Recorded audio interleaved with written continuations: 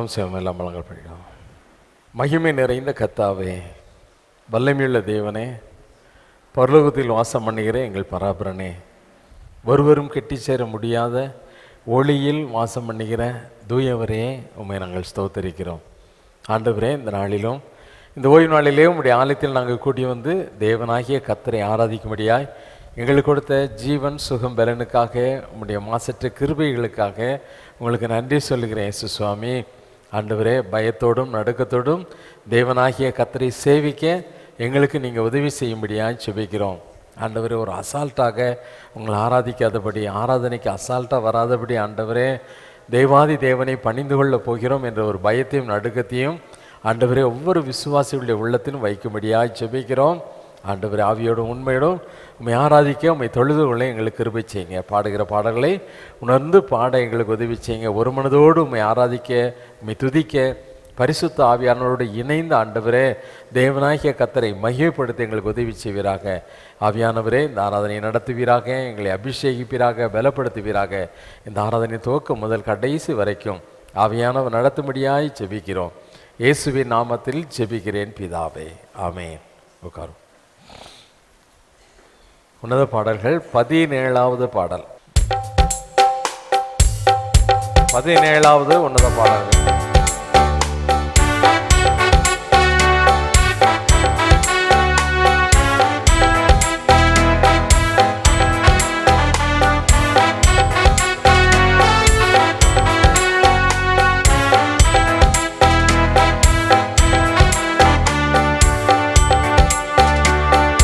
புகழ்ந்து பாடுவது நல்லது, அது இனிமையானது, ஏற்புடையது. உம்மை புகழ்ந்து பாடுவது நல்லது, அது இனிமையானது, ஏற்புடையது. பாடல்கள் வைத்தீரையா பாடக நாவினே, பாடல்கள் வைத்தீரையா பாலக நாவிலே. எதிரியை அடக்க பகைவரை ஒடுக்க இவ்வாறு செய்தீரையா. எதிரியை அடக்க பகைவரை ஒடுக்க இவ்வாறு செய்தீரையா. உந்தன் திருநாமம் அது எவ்வளவு உயர்ந்தது, உந்தன் திருநாமம் அது எவ்வளவு உயர்ந்தது. உம்மை புகழ்ந்து பாடுவது நல்லது, அது இனிமையானது, ஏற்புடையது. உம்மை புகழ்ந்து தமிழா ஏற்புடையது. நிலாவை பார்க்கும் போது, விண்மீன்கள் நோக்கும் போது, நிலாவை பார்க்கும் போது, விண்மீன்கள் நோக்கும் போது, என்னை நினைத்து விசாரித்து மடத்த எம்மாத்திரம் ஐயா. என்னை நினைத்து விசாரித்து நடத்தனா எம்மாத்திரம் ஐயா. உந்தன் திருநாமம் அது எவ்வளவு உயர்ந்தது. ஆமெலா. உந்தன் திருநாமம் அது எவ்வளவு உயர்ந்தது. உம்மை புகழ்ந்து பாடுவது நல்லது, அது இனிமையானது, ஏற்புடையது. உம்மை புகழ்ந்து பாடுவது நல்லது, அது இனிமையானது. வானதூதரை விட சற்று சிறியவனாய் படைத்துள்ளே, வானதூதனை விட சற்று சிறியவனாய் படைத்துள்ளே. மகிமை மாட்சிமை முடிசூட்டி நடத்துகிறே. மகிமை மாட்சிமை மிகுந்த உயர்ந்த மேன்மையாய் முடிசூட்டி நடத்துகிறேன். உந்தன் திருநாமம் அது எவ்வளவு உயர்ந்தது, உந்தன் திருநாமம் அது எவ்வளவு உயர்ந்தது. உம்மை புகழ்ந்து பாடுவது நல்லது, அது இனிமையானது ஏற்புடையது. உம்மை புகழ்ந்து பாடுவது நல்லது, அது இனிமையானது. அனைத்து படைப்புக்கள் மேல் அதிகாரம் தந்துள்ளே, அனைத்து படைப்புக்கள் மேல் அதிகாரம் தந்துள்ளே. காட்டு விலங்குகள் மீன்கள் பறவைகள் கீழ்ப்படிய செய்துள்ளே. காட்டு விலங்குகள் மீன்கள் பறவைகள் கீழ்ப்படிய செய்துள்ளே.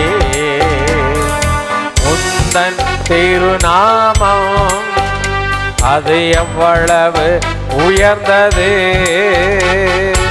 உந்தன் திருநாமம் அது எவ்வளவு உயர்ந்தது. உம்மை புகழ்ந்து பாடுவது நல்லது, அது இனிமையானது. உம்மை புகழ்ந்து பாடுவது நல்லது, அது இனிமையானது ஏற்புடையது. உம்மை புகழ்ந்து பாடுவது நல்லது, அது இனிமையானது ஏற்புடையது. அல்லேலூயா, அல்லேலூயா. யாரும் எழுந்து உனது பாடல்கள் 21வது பாடலை பாடும். என்னை உண்டாக்கிய என் தேவாதி தேவன் தூங்குவதும் இல்லை உறங்குவதும் இல்லை என்ற பாடல். நம்மை உண்டாக்கிய தேவனாகிய கர்த்தர், அவருக்கு தூக்கமும் கிடையாது உறக்கமும். நம்மை உண்டாக்கிய தேவனாகிய கர்த்தர் நம்ம மேலே ரொம்ப விழிப்பாக இருக்கிறார். நம்மை கண்ணும் கருத்துமாய் பாதுகாக்கும்படியாக விழிப்போடு. ஆமாம், அவர் தூங்குறதே கிடையாது. அவருக்கு தூக்கம் தேவையில்லை. தூக்கமே இரவும் கிடையாது பகலும். ஆமாம், எல்லாம் ஒன்று போல தான், எல்லாம் ஒன்று போல தான். அதனால் அவருக்கு தூக்கமே கிடையாது. அல்லேலூயா. ஆமாம், அதனால் அவர் நம்ம மேலே கண்ணை வைத்து நமக்கு என்ன செய்கிறார், ஆலோசனை சொல்லக்கூடிய ஒவ்வொரு நாளும் நாம் நடக்க வேண்டிய வழியை நமக்கு போதிக்கிற தேவன். போதிக்கிற தேவன் நம்ம சொல்லுகிறத கேட்குறதுக்கு மந்தமாக இருக்கக்கூடிய காதுகளுள்ள ஒரு படத்தில் இருக்கக்கூடிய தேவன் ஏசாமி கிடையாது. அவர் நம்ம மத்தியில் நினைச்சார், ஆவியாய் இருக்கிறார். அல்லேலூயா, அல்லேலூயா. ஒவ்வொரு நாளும் நம்ம என்ன செய்கிறார், வழி நடத்தி செல்லுகிறார். உற்சாகமாக பலவீன நாட்களிலே நமக்கு பலன் தந்து தாங்கிறார். சோதனை வரும் பொழுது நமக்கு வெற்றியை கொடுக்கிற தேவனாகிய கர்த்தர் அவர். அல்லேலூயா. ஆமாம், அவரை போற்றி புகழ்ந்து உள்ளத்தினால் தந்து, ஆண்டவரே ரூபம் இல்லாத ஆவியான தேவனாகிய உம்மை நாங்கள் போற்றி புகழ்கிறோம், உம்மை நாங்கள் வாழ்த்துகிறோம் என்று சொல்லி உள்ளத்தின் ஆழத்திலிருந்து அவரை போற்றி புகழ்ந்து ஆராதித்து இந்த பாடலை பாடலாம்.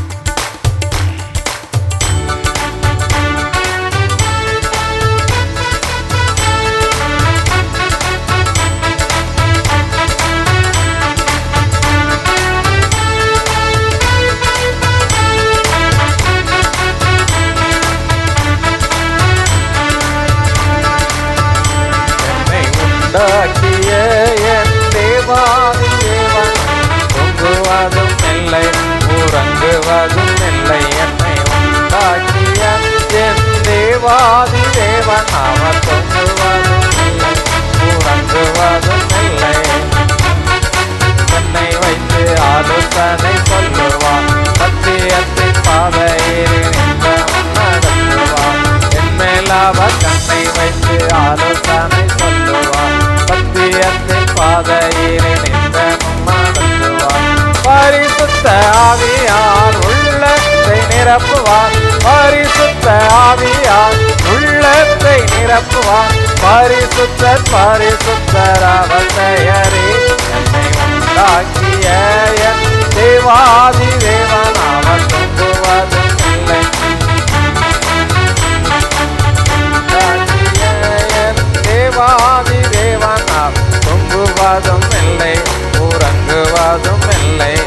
பலவீன நாட்களில் பலன் தந்து தாங்குவார். பலவித சோதனை ஜெயம் நமக்களிப்பார்.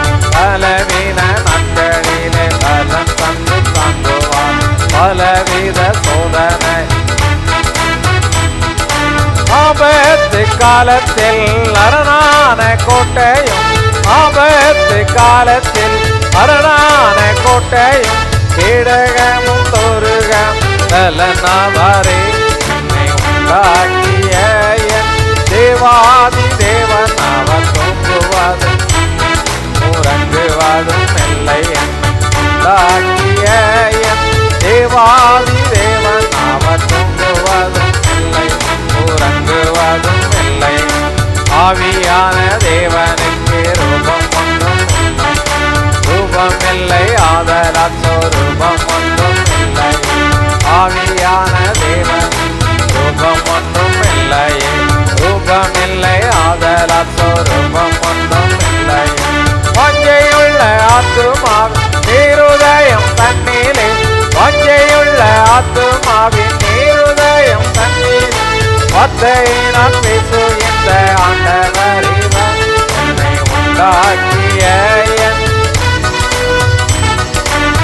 நாமெல்லாம், என்னை உண்டாக்கிய என் தேவாதி தேவன் அவர் தூங்குவதும் இல்லை, உறங்குவதும் இல்லை. என்னை உண்டாக்கிய என் தேவாதி தேவன் அவர் தூங்குவதும் இல்லை, உறங்குவதும் இல்லை. என்மேல் அவர் கண்ணை வைத்து ஆலோசனை சொல்லுவார். சத்தியத்தின் பாதையில் நித்தமும் நடத்துவார். என்மேல் அவர் கண்ணை வைத்து ஆலோசனை சொல்லுவார். சத்தியத்தின் பாதையில் நித்தமும் நடத்துவார். பரிசுத்த ஆவியார் உள்ளத்தை நிரப்புவார். பரிசுத்த ஆவியார் உள்ளத்தை நிரப்புவார். பரிசுத்த பரிசுத்தர் அவர் பெயரே. என்னை உண்டாக்கிய என் தேவாதி தேவன் அவர் தூங்குவதும் இல்லை, உறங்குவதும் இல்லை. என்னை உண்டாக்கிய என் தேவாதி தேவன் அவர் தூங்குவதும் இல்லை, உறங்குவதும் இல்லை. ஆவியான தேவனுக்கு ரூபம் ஒன்றும் ரூபம் இல்லை ஆதலால் சொரூபம் ஒன்றும் இல்லை. ஆவியான தேவனுக்கு ரூபம் ஒன்றும் இல்லையே, ரூபம் இல்லை ஆதலால் சொரூபம் ஒன்றும் இல்லை. வாஞ்சையுள்ள ஆத்துமாவின், வாஞ்சையுள்ள ஆத்துமாவின் இருதயம் தண்ணீரே, வார்த்தையினால் பேசுகின்ற ஆண்டவர் இவர். என்னை உண்டாக்கிய என் தேவாதி தேவன் அவர் தூங்குவதும் இல்லை, உறங்குவதும் இல்லை. உண்டாக்கிய என் தேவாதி தேவன் அவர் தூங்குவதும் இல்லை, உறங்குவதும் இல்லை. உண்டாக்கிய என் தேவாதி தேவன் அவர் தூங்குவதும் இல்லை, உறங்குவதும் இல்லை. பலவீன நாட்களில் பலன் தந்து தாங்குவார். பலவித சோதனை ஆமெல்லாம். எங்களுக்கு பலன் தந்து எங்களை தாங்குகிற தேவனே, எல்லாவித சோதனைகளுக்கும் இக்கட்டுகளுக்கும் எங்களை விலக்கி பாதுகாக்கிற எங்கள் பராபரனே, உம்மை நாங்கள் போற்றுகிறோம் என்று உள்ளத்தின் ஆழத்திலிருந்து அவருக்கு நாம் மகிமை செலுத்துவோம், அவரை நாம் சோதரிப்போம். பலவீன நாட்களில் பலன் தந்து தாங்குவார்.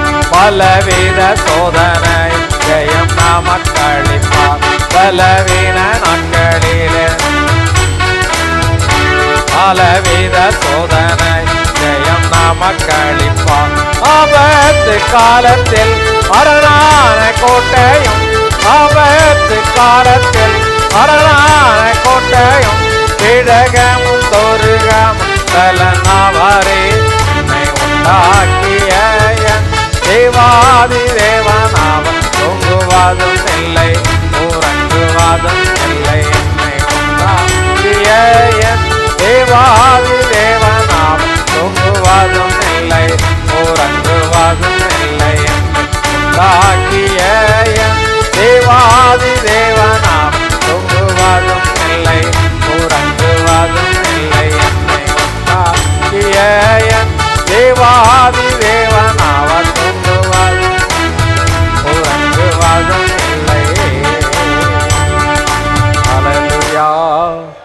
எல்லா கண்களையும் மூடி ஆண்டுடைய சமூகத்தில் நம்மை உருவாக்கின தேவனை, உள்ளத்தின் ஆழத்தின் ஆண்டவரே, என்னை உருவாக்கின பராபரனே, பரமராஜாவே, சர்வத்துக்கும் வல்ல பிதாவாகிய தேவனே, வானத்திலும் பூமியிலும் சகல அதிகாரமுடைய எங்கள் பரிசுத்தரே, ஒவ்வொரு நாளும் எங்களோடு கூட இருந்து எங்களுக்கு ஆலோசனை கொடுத்து ஆலோசனை கர்த்தராய் எங்களை தாங்கி நடத்துகிற எங்கள் பரிசுத்தரே, உம்மை நாங்கள் ஸ்தோத்திரிக்கிறோம் என்று உள்ளத்தின் ஆழத்தந்து ஸ்தோத்திரிப்போமா. பலனற்ற நம்மை பலப்படுத்தும்படியாக ஒவ்வொரு நாளும் அவருடைய திவ்ய அபிஷேகத்தினாலே, பரிசுத்த அபிஷேகத்தினாலே, பரிசுத்தாவின் நிறைவினாலே நம்ம நிரப்பி கரம் பிடித்து ஒவ்வொரு நாள் நடத்துகிறதுக்காக ஆண்டவருக்கு நன்றி சொல்லுவோம். எல்லாரும் உள்ளத்தின் ஆழத்தந்து எல்லாரும் அப்பா, நீங்க எங்களை நடத்தி வருகிற பாதைகளுக்காக, ஒவ்வொரு நாளும் தேவனாகிய கர்த்தர் எங்களை தாங்கி நடத்தி வருகிற வழிகளுக்காக உமக்கு நன்றி என்று சொல்லுவோம். எல்லாரும் ஹல்லேலூயா. பரிசுத்த தேவனே, உம்மை நாங்கள் ஸ்தோத்திரிக்கிறோம், உம்மை நாங்கள் மகிமைப்படுத்துகிறோம். தேவனாகிய கர்த்தர் ஒவ்வொரு நாளும் எங்க கூட இருந்து நாங்கள் திகைத்த நேரங்களிலே, கண்ணீரோடு கூட உம்மை நோக்கி பார்த்த நேரங்களிலே, ஆண்டவரே எங்களை வழி நடத்தி வருகிற மாசற்ற கிருபைக்காக, உம்முடைய அன்புள்ள தயவிற்காக உங்களுக்கு நாங்கள் நன்றி சொல்லுகிறோம்ப்பா, நன்றி சொல்லுகிறோம். ஆண்டவரே, பராபரனே, பரமராஜாவே, சர்வத்துக்கும் வல்ல பிதாவாகிய தேவனே, உம்மை நாங்கள் ஸ்தோத்திரிக்கிறோம். அப்பா பார்த்து சொல்லுவோமா. ஓ mighty Lord, Rekiabahadala Shantara, Urahadala Sharamo Daraha Sandarimi Kaba, Urahadala Sandaraniya Kaba. உம்மை நாங்கள் துதிக்கிறோம் ஆண்டவரே. பரிசுத்த அலங்காரத்தோடு உம்மை ஆராதிக்கும்படியாக எங்களுக்கு கொடுத்த மேலான கிருபைக்காக உமக்கு ஸ்தோத்திரம். நீதிமான்களாய், உம்முடைய ரத்தத்திலே கழுவப்பட்ட பிள்ளைகளாய், ஆண்டவரே உம்முடைய பரிசுத்த சமூகத்திலே, உம்முடைய பரிசுத்த சன்னிதானத்திலே நாங்கள் வந்து நிற்கும்படியாய், கிருபாசனத்திலே தனதண்டையிலே கிட்டி சேரும்படியான பெரிய பாக்கியத்தை எங்களுக்கு கொடுத்தீரப்பா. உங்களுக்கு ஸ்தோத்திரம், உங்களுக்கு நாங்க நன்றி சொல்லுகிறோம். பராபரனே, பரமராஜாவே, உம்மை நாங்கள் ஸ்தோத்திரிக்கிறோம், உம்மை நாங்கள் மகிமைப்படுத்துகிறோம். சர்வத்துக்கும் வல்ல பிதாவாகிய தேவனே, வானத்திலும் பூமியிலும் சகல அதிகாரமுடையவரே, உம்மை நாங்கள் ஸ்தோத்திரிக்கிறோம். ஓலஹா சமாதூரியா கரா இதரா ஹதா லஷந்தரானியா கபா ஹப்தரு ஹீபகா மதலு சந்தரபா ஓகரபதிலி விக்ரமா ஹமீரஹா த லஷந்தரஹான ரசக்கரதுரியா. அப்பா பிதாவே, உம்மை நாங்கள் ஸ்தோத்திரிக்கிறோம் ஆண்டவரே. பரலோகத்தின் அதிபதியே, சிங்காசனத்தில் வீற்றிருப்பவரே, ஒருவரும் கட்டி சேர முடியாத ஒளியில் வாசம் பண்ணுகிற எங்கள் பரிசுத்தமுள்ள தேவரே, உம்மை நாங்கள் ஆராதிக்கிறோம் ஆண்டவரே. worship you Lord, we worship you King of Kings. ராஜாதி ராஜாவே, உம்மை நாங்கள் ஆராதிக்கிறோம். தூயவரே, உம்மை ஸ்தோத்திரிக்கிறோம். மகிமை நிறைந்தவரே, மாசு இல்லாத பராபரனே, உம்மை நாங்கள் தொழுது போற்றுகிறோம். உள்ளத்தின் ஆழத்திலிருந்து உமக்கு நாங்கள் மகிமை செலுத்துகிறோம். ஒன்றுக்கும் உதவாத எங்களை புழுதியில் இருந்தும் குப்பையில் இருந்தோம் ஆண்டவரே தூக்கி எடுத்து கண்மலையின் மீது நிறுத்தினரே, உங்களுக்கு ஸ்தோத்திரம்ப்பா, உங்களுக்கு ஸ்தோத்திரம். இனிமேல் எங்களால் பிரயோஜனமே இல்லை என்று துடைத்து போடப்பட்ட கந்தையை போல குப்பையில் எரியப்பட்ட எங்களை மீண்டும் தெரிந்தெடுத்து ஆண்டவரே உம்முடைய சன்னிதானத்திலே மாசற்றவர்களாய் நிறுத்தின மகிமையுள்ள உம்முடைய நாமத்தை நாங்கள் ஸ்தோத்திரிக்கிறோம் ஆண்டவரே. Hallelujah. Praise you Lord. Praise you the holy name. ஆண்டவரே உம்முடைய பரிசுத்த நாமத்தை, இயேசு என்ற உன்னதமான வல்லமையுள்ள நாமத்தை நாங்கள் உயர்த்துகிறோம் ஆண்டவரே. நாங்கள் உயர்த்துகிறோம், மகிமைப்படுத்துகிறோம். Hallelujah. Hallelujah. Hallelujah. சர்வ வல்லமையுள்ளவரே, சாவாமையுள்ளவரே, சர்வத்துக்கும் வல்ல பிதாவாகிய தேவனே, உம்மை நாங்கள் போற்றி புகழ்கிறோம், உம்மை நாங்கள் மகிமைப்படுத்துகிறோம். மகிமைக்கு பாத்திரமானவரே, மகத்துவமுள்ள மாறாத தேவனே, உம்மை நாங்கள் ஆராதிக்கிறோம், உம்மை நாங்கள் ஸ்தோத்தரிக்கிறோம். உங்களுக்கு நாங்க மகிமை செலுத்துகிறோம். நீங்க மட்டும்தான் துதிக்கப்படத்த தேவன் ஆண்டவரே. இருவரே ஆராதனைக்குரியவர்.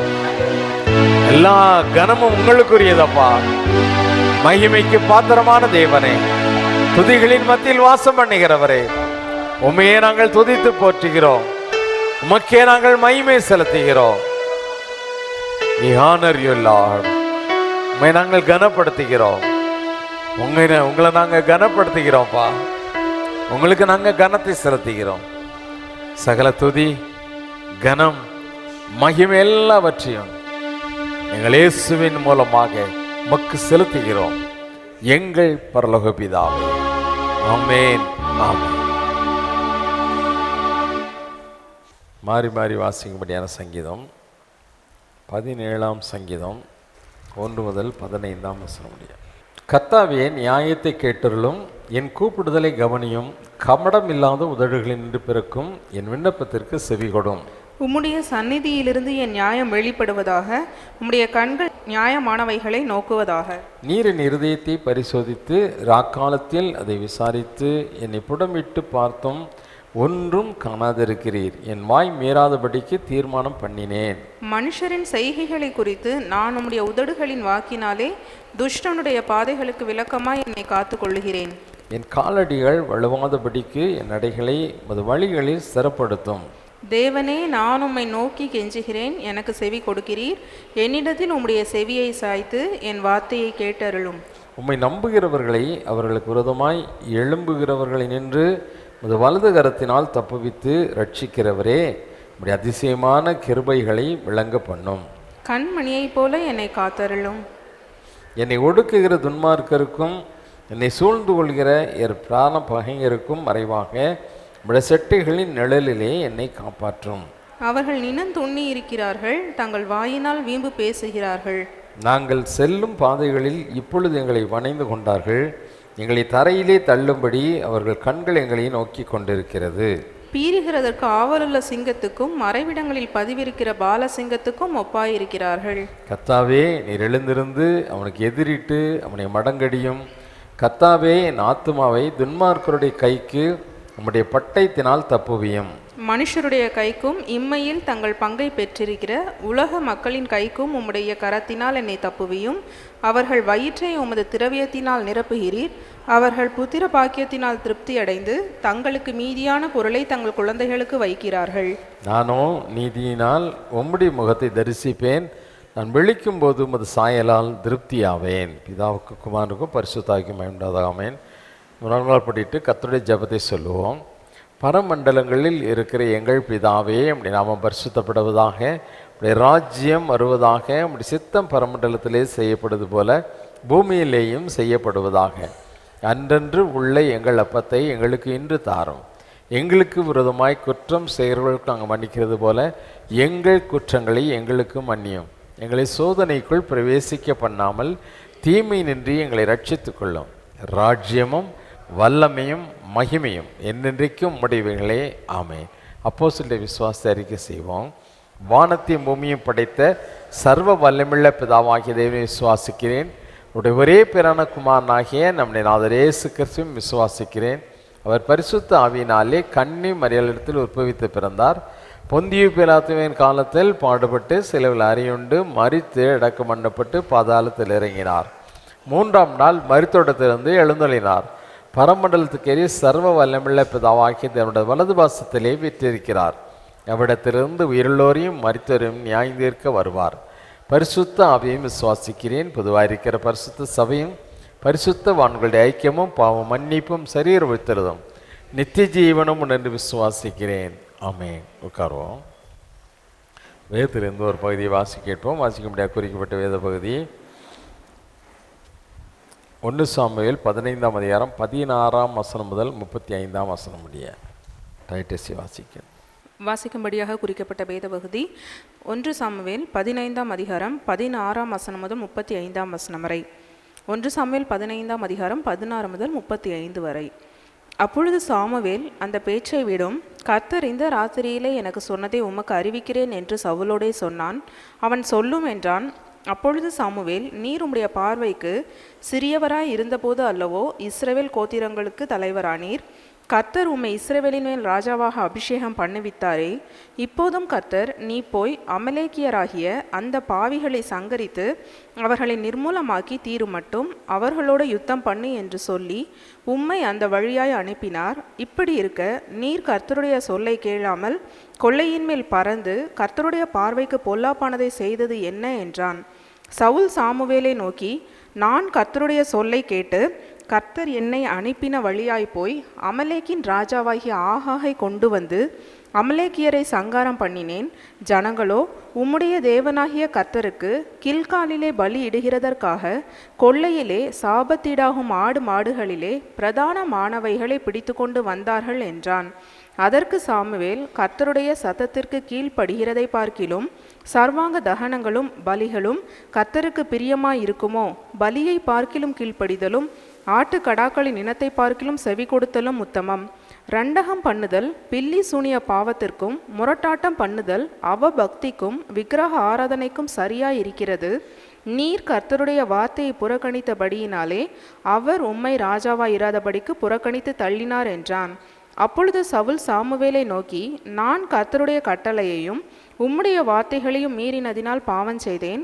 நான் ஜனங்களுக்கு பயந்து அவர்கள் சொல்லை கேட்டேன். இப்போதும் நீர் என் பாவத்தை மன்னித்து நான் கர்த்தரை பணிந்து கொள்ளும்படிக்கு என்னோடே கூட திரும்பி வாரும் என்றான். சாமுவேல் சவுலை பார்த்து, நான் உம்மோடே கூட திரும்பி வருவதில்லை. கர்த்தருடைய வார்த்தையை புறக்கணித்தீர். நீர் இஸ்ரவேலின் மேல் ராஜாவாய் இராதபடிக்கு கர்த்தர் உம்மையும் புறக்கணித்து தள்ளினார் என்றான். போகும்படி சாமுவேல் திரும்புகிற போது சவுல் அவன் சால்வையின் தொங்கலை பிடித்து கொண்டான். அது கிழிந்து போயிற்று.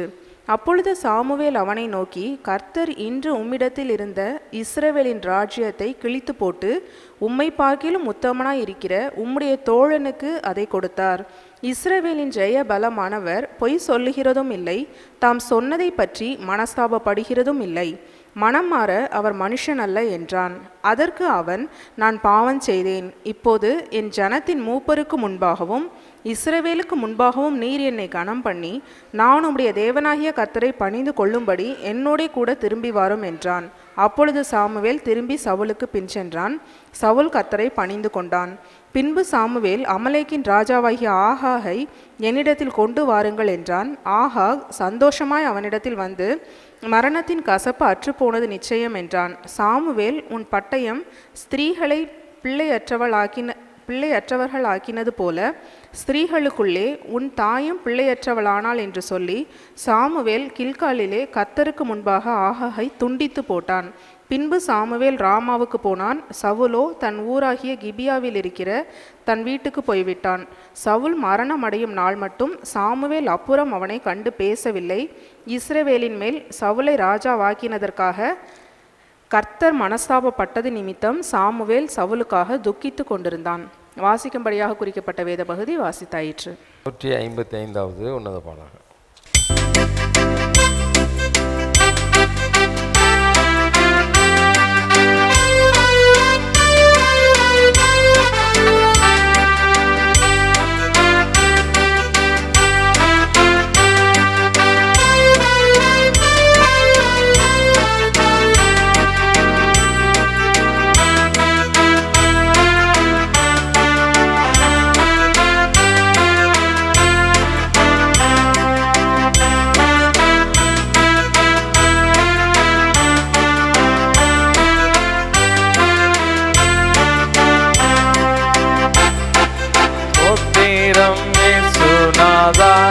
உமக்கென்றும் ஸ்தோத்திரம் இயேசுநாதா, ஸ்தோத்திரம் இயேசுநாதா, உமக்கென்றும் ஸ்தோத்திரம் இயேசுநாதா. ஸ்தோத்திரம் செய்கிறோம் என்னடியாத்தீரும் நாமத்தினாதரத்தில். ஸ்தோத்திரம் செய்கிறோம் என்னடியாத்தீரும் நாமத்தினாதரவில். வானதூத சேனைகள் வானோகர கீதங்களாலே போக்கும் வானதூத சேனைகள் மனோகர கீதங்களா எப்போதும் ஓய்வின்றி பாடி துதிக்க மாபெரும் மன்னவனே உமக்கு ஓய்வின்றி பாடி துதிக்க மாபெரும் மன்னவனே உமக்கு நின்னோதீரம் மாதே நான் திறந்தனே ஜீவ போது வழியா நின்னோதீரம் மாதே நான் திறந்தனே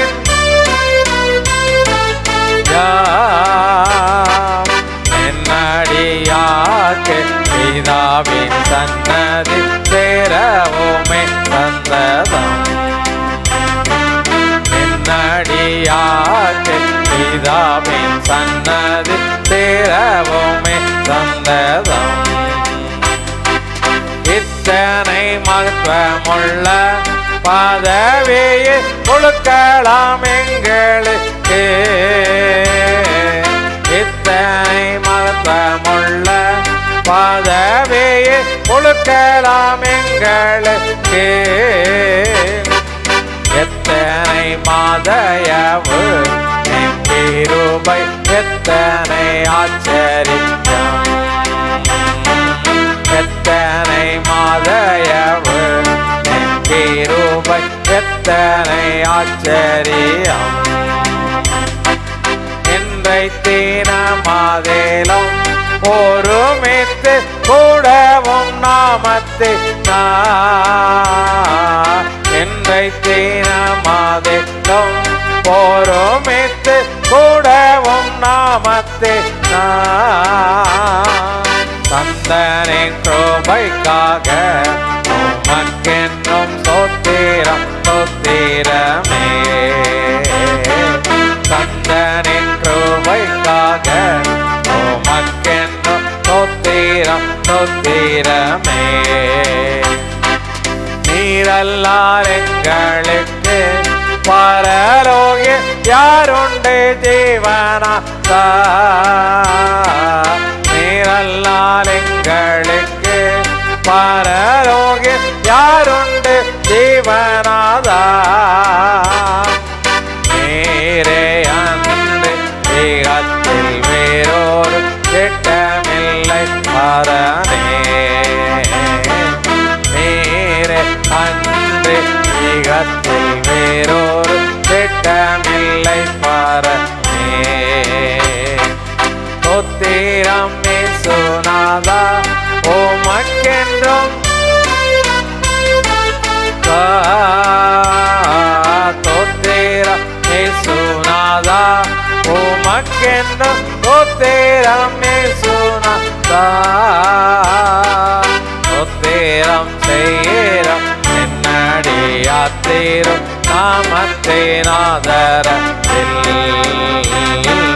ஸ்தோத்திரம் செய்கிறோம் என்னடியாத்தீரும் நாமத்தினாதரத்தில் செய்கிறோம் என்னடியாத்தீரும் நாமத்தினாதரத்தில்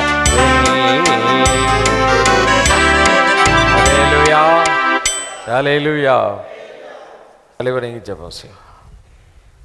பரிசுத்த தேவனே நன்றியோடு துதிக்கிறோம்ப்பா. இந்த நாளிலே ஆண்டவரே மீண்டும் ஒரு விசை உம்முடைய ஆலயத்திலே நாங்கள் கூடி வந்து உம்மை ஆராதிக்க எங்களுக்கு கொடுத்த கிருபைக்காக நன்றி சொல்லுகிறோம். இந்த நாளிலே உம்முடைய வார்த்தையை கேட்க நாங்கள் ஆவலாக இருக்கிறோம். தேவரீர் உம்முடைய வசனத்தின் மூலமாக எங்களோடு பேசும், இன்னும் எங்களை பரிசுத்தமாக்கும், உம்மை நெருங்கி சேர எங்களுக்கு உதவி செய்யும். இயேசுவின் நாமத்தில் ஜெபிக்கிறேன் பிதாவே, ஆமென். அல்லேலூயா அல்லேலூயா. நம்ம எல்லாம் வேலை செய்த உடனே அந்த வேலைக்கு என்ன எதிர்பார்ப்போம்? சம்பளம், பலன்னா சம்பளம் எதிர்பார்ப்போம்ல, அப்படி தானே? அப்படி தானே இல்லையா? ஆமாம். எல்லாம் வேலை செஞ்சுட்டா சாயங்காலம் ஆண்டவரே ஒரு நாள் வேலைக்கு ஆட்களெல்லாம் கூப்பிட்டாராம். அப்போ முந்தின நாளே போய் வேலைக்கு இன்றைக்கி கலப்பறிக்க வேணும்னா முந்தின நாள் சாயந்தரமே போய் என்ன செய்வோம், எப்பா நாளைக்கு காலையிலே வந்துருங்கப்பா, கொஞ்சம் சீக்கிரமே வாங்க, பொழுதோட வந்தீங்கன்னா இந்த வெயிலுக்குள்ளே கொஞ்சம் சீக்கிரமே போயிடலாம் அப்படின்னு சொல்லி என்னைக்கு கூப்பிடுவோம். இன்றைக்கி வேலைக்கு ஆள் வேணும்னா இன்றைக்கி கூப்பிடுவோமா? முந்தின நாள் கூப்பிடுவோம். சில நேரம் 5 நாளைக்கு முன்னாலே அறுப்புக்கு ஆள் நினச்சிவாங்க கூப்பிட்ருவாங்கல்ல, அப்படி தானே? ஆமாம், அப்படி தான் ஆண்டவர் கூப்பிட்டு ஒரு குரூப் ரெடி பண்ணி வச்சு வேலைக்கு கூப்பிட்டு வந்தார். கூப்பிட்டு வந்தால் ரோட்டில் போகும்போது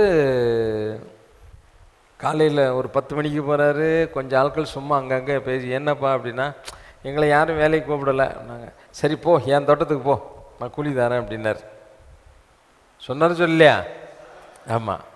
அதுக்கப்புறம் மத்தியானமாக சாப்பிட்டு முடிச்சுட்டு வெளியே போனால் அப்பவும் அங்கங்கே நின்று டீ கடையில் அங்கங்கே உட்காந்து என்ன செய்கிறாங்க, வம்பு பேசிக்கிட்டு இருந்தாங்க சில பேர்.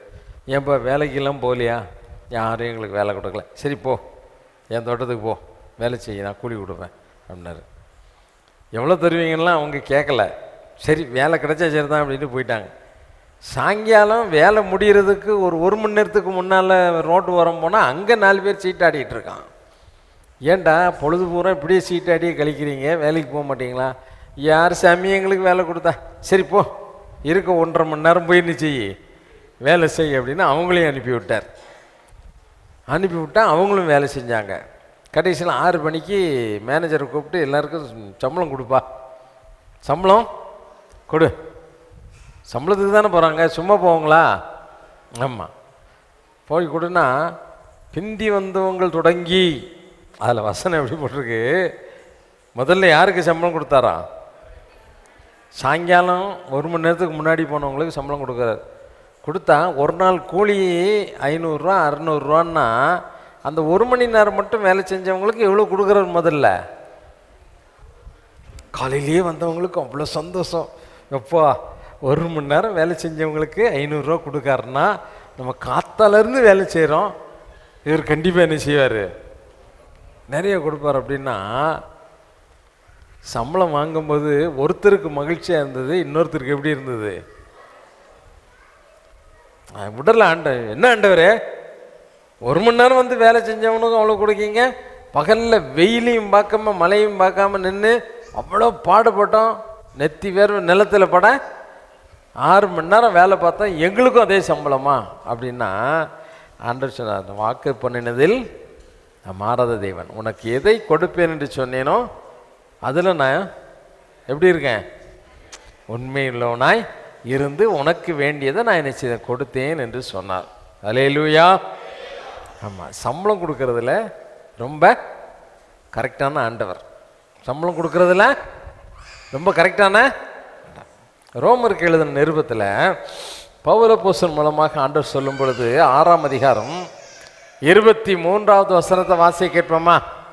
பாவத்தின் சம்பளம் மரணம், பாவத்தின் சம்பளம் மரணம், தேவனுடைய கிருபை வரமோ, தேவனுடைய கிருபை வரமோ, நம்முடைய கர்த்தராகிய இயேசு கிறிஸ்து, நம்முடைய கர்த்தராகிய இயேசு கிறிஸ்துவினால் உண்டாகும் நித்திய ஜீவன். நித்திய ஜீவன். அல்லேலூயா, அல்லேலூயா.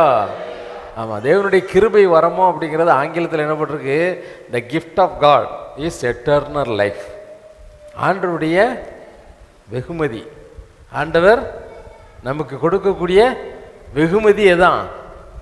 நித்திய ஜீவன், நித்திய. ஆனால் சம்பளம் என்ன? எதுக்கு? பாவத்தின் சம்பளம், பாவத்துக்கு கிடைக்கக்கூடிய. ஆமாம், wages of sin is death. இப்போ இந்த கூலி கொடுக்கறதுல 2 வகை இருக்குது. ஒன்று வந்து வேஜஸ், இன்னொன்று சேலரி.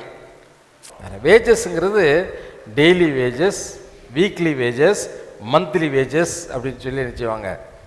தினக்கூலி. இன்றைக்கி நான் சம்பாதிச்சாதான் நான் என்ன செய்ய முடியும், நிம்மதியாக உட்காந்து சாப்பிட முடியும், நிம்மதியாக உட்காந்து என்ன செய்யணும், சாப்பிட முடியும். Wages of sin is death. அப்படின்னா வேஜஸ் வந்துட்டு மாறுபடும். சேலரிங்கிறது உனக்கு என்ன சேலரி ஃபிக்ஸ் பண்ணாங்களோ அதுதான் நிச்சயம். அப்புறம் வருஷம் வருஷம் இன்க்ரிமெண்ட் இருக்கும். ஆனால் சேலரி என்பது அது அப்படி தான் நிச்சயம் இருக்கும்.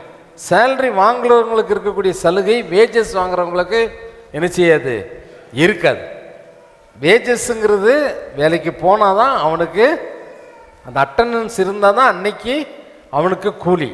இல்லை அவன் வேலைக்கு போகலன்னா அவனுக்கு என்ன கிடையாது, கூலி கிடையாது. சேலரி வாங்குறவன் நீ நைட்டு செய்தாலும் உன் வேலையை முடிக்கணும், ஒரு ப்ரோக்ராமை முடிக்கணும் அப்படின்னா நைட்டு உட்காந்து கூட முடிச்சுட்டு போகணும், அதுக்கு உனக்கு தனியாக என்ன செய்ய மாட்டாங்க, அதே சேலரிக்குள்ளே தான் அந்த வேலை. ஆனால் வேஜஸ்ன்னு வாங்குறவன் நைட்டு 6 மணிக்கு மேலே வேலை செஞ்சுட்டா அவனுக்கு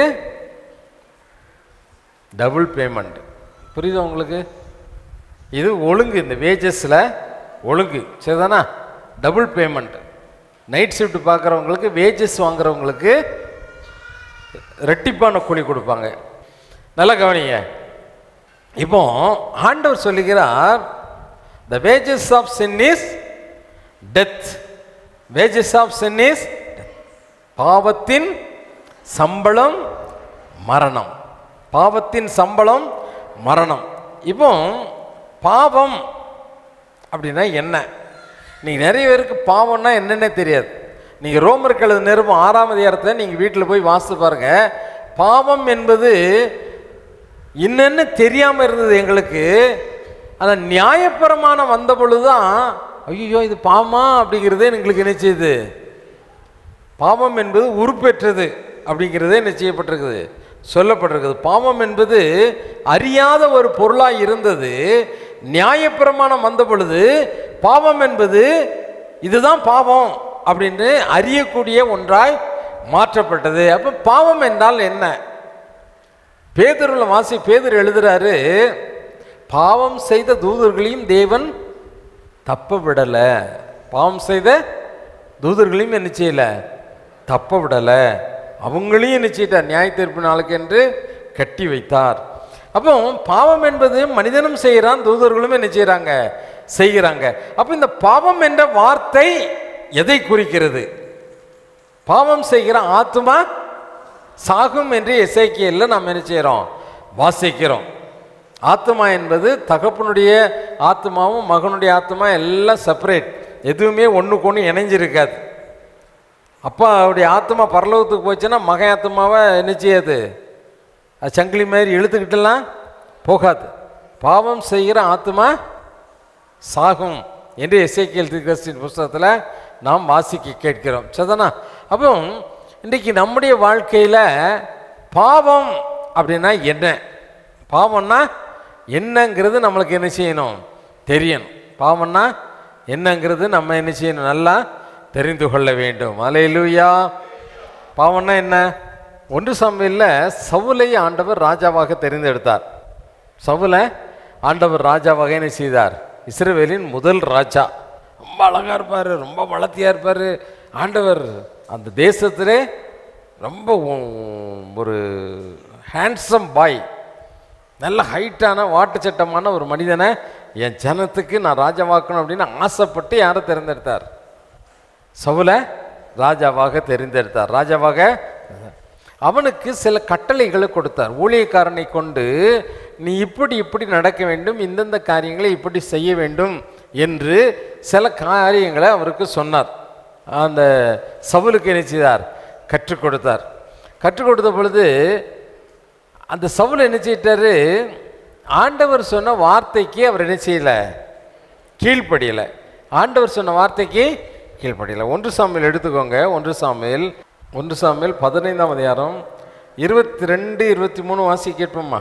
அதற்கு சாமுவேல் கர்த்தருடைய சத்தத்திற்கு கீழ்ப்படுகிறதை பார்க்கிலும், கர்த்தருடைய சத்தத்திற்கு கீழ்ப்படுகிறதை பார்க்கிலும் சர்வாங்க தகனங்களும் பலிகளும் கர்த்தருக்கு பிரியமாய் இருக்கும். சர்வாங்க தகனங்களும் பலிகளும் கர்த்தருக்கு பிரியமாய் இருக்குமோ?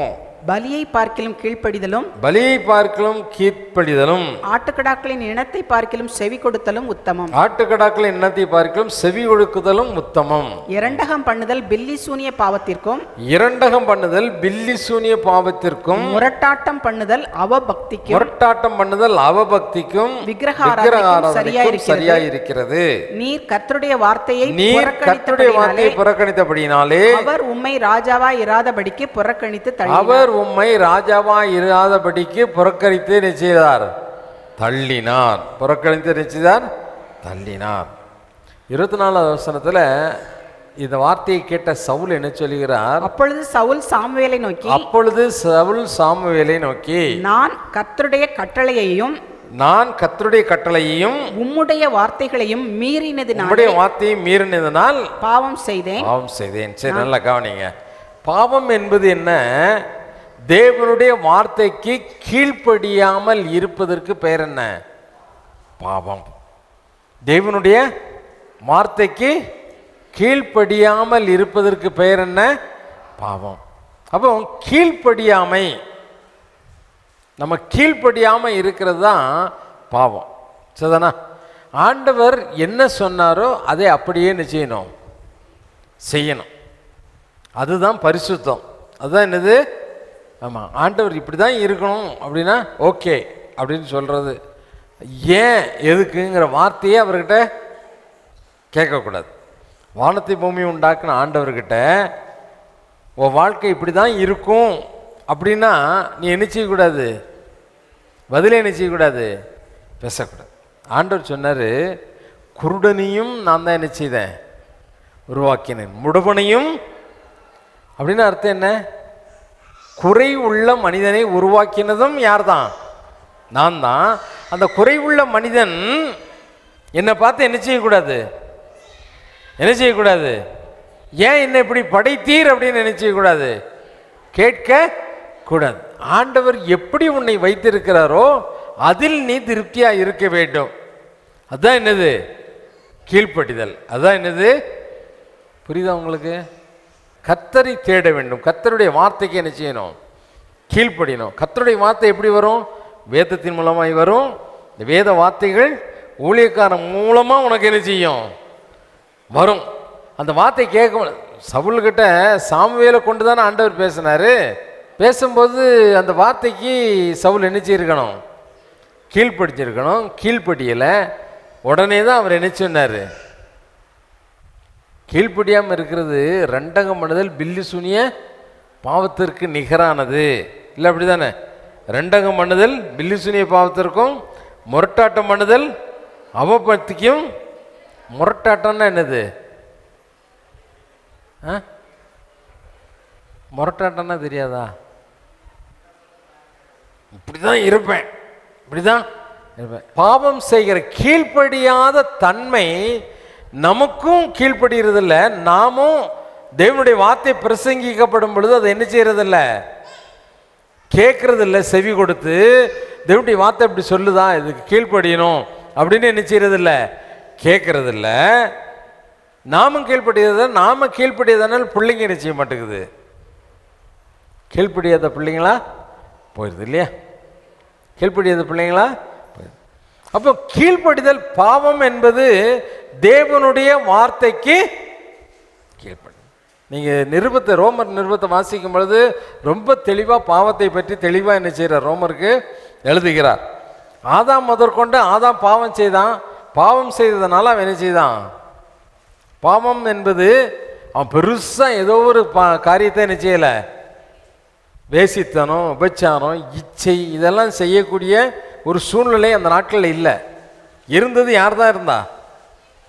ரெண்டே பேர் தான். கொலை, வெறி, பொறாமை, கசப்பு எதுவுமே கிடையாது. ஏதாவது இருந்ததா ஆதாம் ஏவாள் இருக்கும்போது? ஆனால் ஆதாம் பாவம் செய்தான்னு சொல்கிறோம். அந்த பாவங்கிறது என்ன? தேவனுடைய வார்த்தைக்கு அவங்க என்ன செய்யலை? கீழ்ப்படியல. கீழ்ப்படியாமை என்பது தான் இன்னொரு வார்த்தையில் என்னது? பாவம், டிஸ்ஓபீடியன்ட்.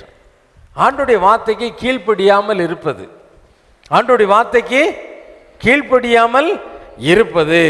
அப்போ கீழ்ப்படியாமை அன்னைக்கு சவலை பார்த்து சொல்லும்போது சொன்னான், கீழ்ப்படியாமல் போயிட்டான். தேவனுடைய வார்த்தை சொன்ன காரியத்திற்கு அந்த சத்துருவை நீ அழிக்க வேண்டும் என்று சொன்ன அந்த ஒரு வார்த்தை. எல்லாருக்கும் ஒரே வார்த்தை இருக்காது. வித்தியாசமான வார்த்தைகள் நிச்சயம் தேவனால் கொடுக்கப்படும். வித்தியாசமான வார்த்தைகள் தேவனால் கொடுக்கப்படும். அந்த வார்த்தைகள் உனக்கு நேராக வரும் பொழுது அந்த வார்த்தைக்கு நீ என்ன செய்யணும்? கீழ்ப்படியணும். இந்த வார்த்தைக்கு என்ன செய்யணும்? கீழ்ப்படியணும். இஸ்ரேல் தேசத்துக்கு ஒரு தீர்க்கதரிசி போய் தீர்க்கதரிசனம் சொல்ல போனார். சொல்ல போகும்போது அந்த பட்டணத்தில் ஒரு பெரிய தீர்க்கதரிசி, எல்லாராலும் மதிக்கப்பட்ட ஒரு பெரிய தீர்க்கதரிசி இருந்தார். அந்த தீர்க்கதரிசிக்கு கர்த்தருடைய வார்த்தை வராமல் எங்கேயோ கடந்த பேர் தெரியாமல் ஊர் தெரியாமல் இருந்த ஒரு சின்ன தீர்க்கதரிசி கிட்ட கர்த்தருடைய ஆவியானவர் இறங்கி நீ போய் அந்த ராஜாவுக்கு இது தீர்க்கதரிசனமாய் சொல்லிட்டு வான்னு சொன்னார். இவன் வந்து சொன்னான். சொன்னது யாருக்கு கேள்வியாச்சு? இது யார் கேள்விப்பட்டா? பெரிய தீர்க்கதரிசிகள். ஏண்டா அவனை விட நம்ம பெரிய ஊழியக்காரன், எப்படி ஆண்டவர் அங்கே அவன்கிட்ட சொல்லியிருப்பார்? சரி அப்படின்னு அவனை கூப்பிடுனா அவன் சொல்லிட்டு கிளம்பிட்டான் அப்படின்னாங்க. உடனே போனான். போன உடனே கழுதியில் சேனம் வைக்க சொல்லி போய் பார்த்தான். ஏப்பா இந்த ஊருக்கு வந்துட்டு ஒரு தீர்க்கதரிசி என் வீட்டுக்கு வர போய் இல்லை ஆண்டவர் வந்து நீ வந்த வழியில் வராத வழியில் வேறு வழியில் என்ன செய்யணும்? போகணும். அதே மாதிரி அந்த ஊரில் என்ன செய்யக்கூடாது? யாராவது சாப்பிட சொன்னாங்க, குடிக்க சொன்னாங்கன்னா தண்ணியும் குடிக்கக்கூடாது, சாப்பாடும் சாப்பிடக்கூடாதுன்னு சொல்லிட்டார். அதுதான் கிளம்பி போயிட்டாங்க. ஆடா இப்போ தான் ஆண்டவர் என்கிட்ட வந்தார். இந்த சின்ன தீர்க்கதரிசி பாவம் தண்ணி கூட குடிக்காமல் போயிட்டுருக்கான். அவனை போய் நீ என்ன செய்ய கூட்டிகிட்டு வான்னு சொன்னார். உடனே இந்த சின்ன தீர்க்கதரிசிக்கு என்ன ஆகி போச்சு? ஒருவேளை சொல்லியிருப்பாரோ? ஏன்னா அவர் வந்து ஜிப்பை போட்டு ஜுவல்னா போய் போட்டிருக்காரு. இந்த பெரிய தீர்க்கதரிசி என்ன போட்டிருக்காரு? லுங்கியா கோட்டு போட்டிருக்காரு. அங்கி இல்லை, கோட்டு போட்டிருக்காரு. அவர் வந்து சைக்கிளில் வந்தார், இவர் ஆடி காரில் வர்றாரு. கோட்டு போட்டு ஆடி காரில் போய் சைக்கிள் பக்கம் சொங்கன்னு நிறுத்துறாரு காரை. இவர் யாரு? இவர் ஆடி காரில் போய் நிற்கிறார், பெரிய ஊழியக்காரர். நின்றுட்டு தம்பி இங்கே வா, நீ தான் அந்த ராஜா கிட்ட போய் தீர்க்கதரிசனம். ஆமாம் ஏஜம்மா. அவர் என்ன செய்கிறார்? சின்ன ஊழியக்காரன்ல சைக்கிளில் வந்து ஆமாங்க அப்படின்னு. ஏப்பா ஆண்டவர் இப்போ தான் போய் பேசினார் என்கிட்ட. உன்ட்ட பேசலையா? அந்த சின்ன ஊழியக்காரன் பார்த்து கேட்குற. அவனுக்கு பாவம் தண்ணி கூட குடிக்காம போகிறான். கூப்பிட்டு வந்து அந்த சின்ன ஊழியக்காரன் யோசிக்கலை. ஐயோ ஆடிக்காரில் வந்து சைக்கிள் எங்கேயோ மரத்தடியில் நிறுத்திடு, நம்ம கார்லேயே போகலாம். ஆடிக்காரில் ஏறினா குழுன்னு இருக்குது. அதில் ஆண்டவர் சொன்னதை மறந்தாச்சு, எல்லாத்தையும் மறந்தாச்சு. வீட்டுக்கு வந்து பார்த்தா மீன் வறுவல், சிக்கன் வறுவல், மட்டன் குழம்பு எல்லாம் வச்சுருக்கு. உட்காந்து முக்குன்னு சாப்பிட்டார். சாப்பிட்டுக்கிட்டு இருக்கும்போதே கர்த்தருடைய ஆவியானவர் எங்கே வந்தார் தெரியுமா? பெரிய ஊழியக்காரன்ட்ட வந்துட்டார். வேடிக்கை பாரு, இதெல்லாம் பைபிளில் இருக்க தான் சொல்கிறேன், ஏன் கதை இல்லை. பெரிய ஊழியக்காரன் வந்தார். ஏய் கர்த்தருடைய வார்த்தையை மதிக்காதபடி, நான் சொன்ன வார்த்தைக்கு கீழ்ப்படியாதபடி எவனோ பெரிய ஊழியக்காரன் சொன்னா கூப்பிட்டான்னுட்டு வந்து தின்னுட்டியா? அவ்வளோதான், உன் கல்லறை உன் ஊரில் இருக்காது, நடுவழியில் தான் இருக்கும். போ, செத்த பாவம் செய்கிற ஆத்துமா சாகிறதுக்கு அங்கே தான் உதாரணம். கூட்டிகிட்டு போனாங்க. கழிச்சு சாப்பிட்டு முடிச்சுட்டு துக்கத்தோடு இவர் சொல்லிட்டார். இப்போ தீர்க்கதரிசி, பெரிய தீர்க்கதரிசி சொல்லிட்டார். எந்த தீர்க்கதரிசி சொன்னாலும் ஒழுங்காக நடந்தால் தான் பெரிய தீர்க்கதரிசியோ சின்ன தீர்க்கதரிசியோ எங்கே போக முடியும்? பரலோகத்துக்குள்ளே. ஆமாம், 20 வருஷத்து விசுவாசியோ 2 மாதத்து விசுவாசியோ நீ கர்த்தருக்கு கீழ்ப்படிஞ்சாதான் எங்கே போக முடியும்? பரலோக ராஜ்யத்துக்குள்ளே போக முடியும். நீ செய்கிற காரியம் பெருசு என்பதல்ல, நீ இருக்கக்கூடிய நிலைமையை வைத்து உன்னை கணக்கிடுவதல்ல. உள்ளம் எப்படிப்பட்ட தேவனுக்கு முன்பதாக உத்தமமாய் இருக்கிறதா, அதைத்தான் பார்க்கிறார். கீழ்ப்படுகிறாயா தேவனுடைய வார்த்தைக்கு?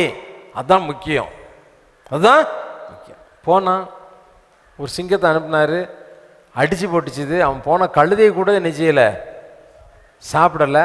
கழுதை நிற்கிது, ஆனால் இவன் என்ன செய்யிட்டான், சிங்கம் கொண்டு போட்டு அவனை சாப்பிடலை, செத்து போனான். மரணம் வந்தது. நல்லா கவனிங்க,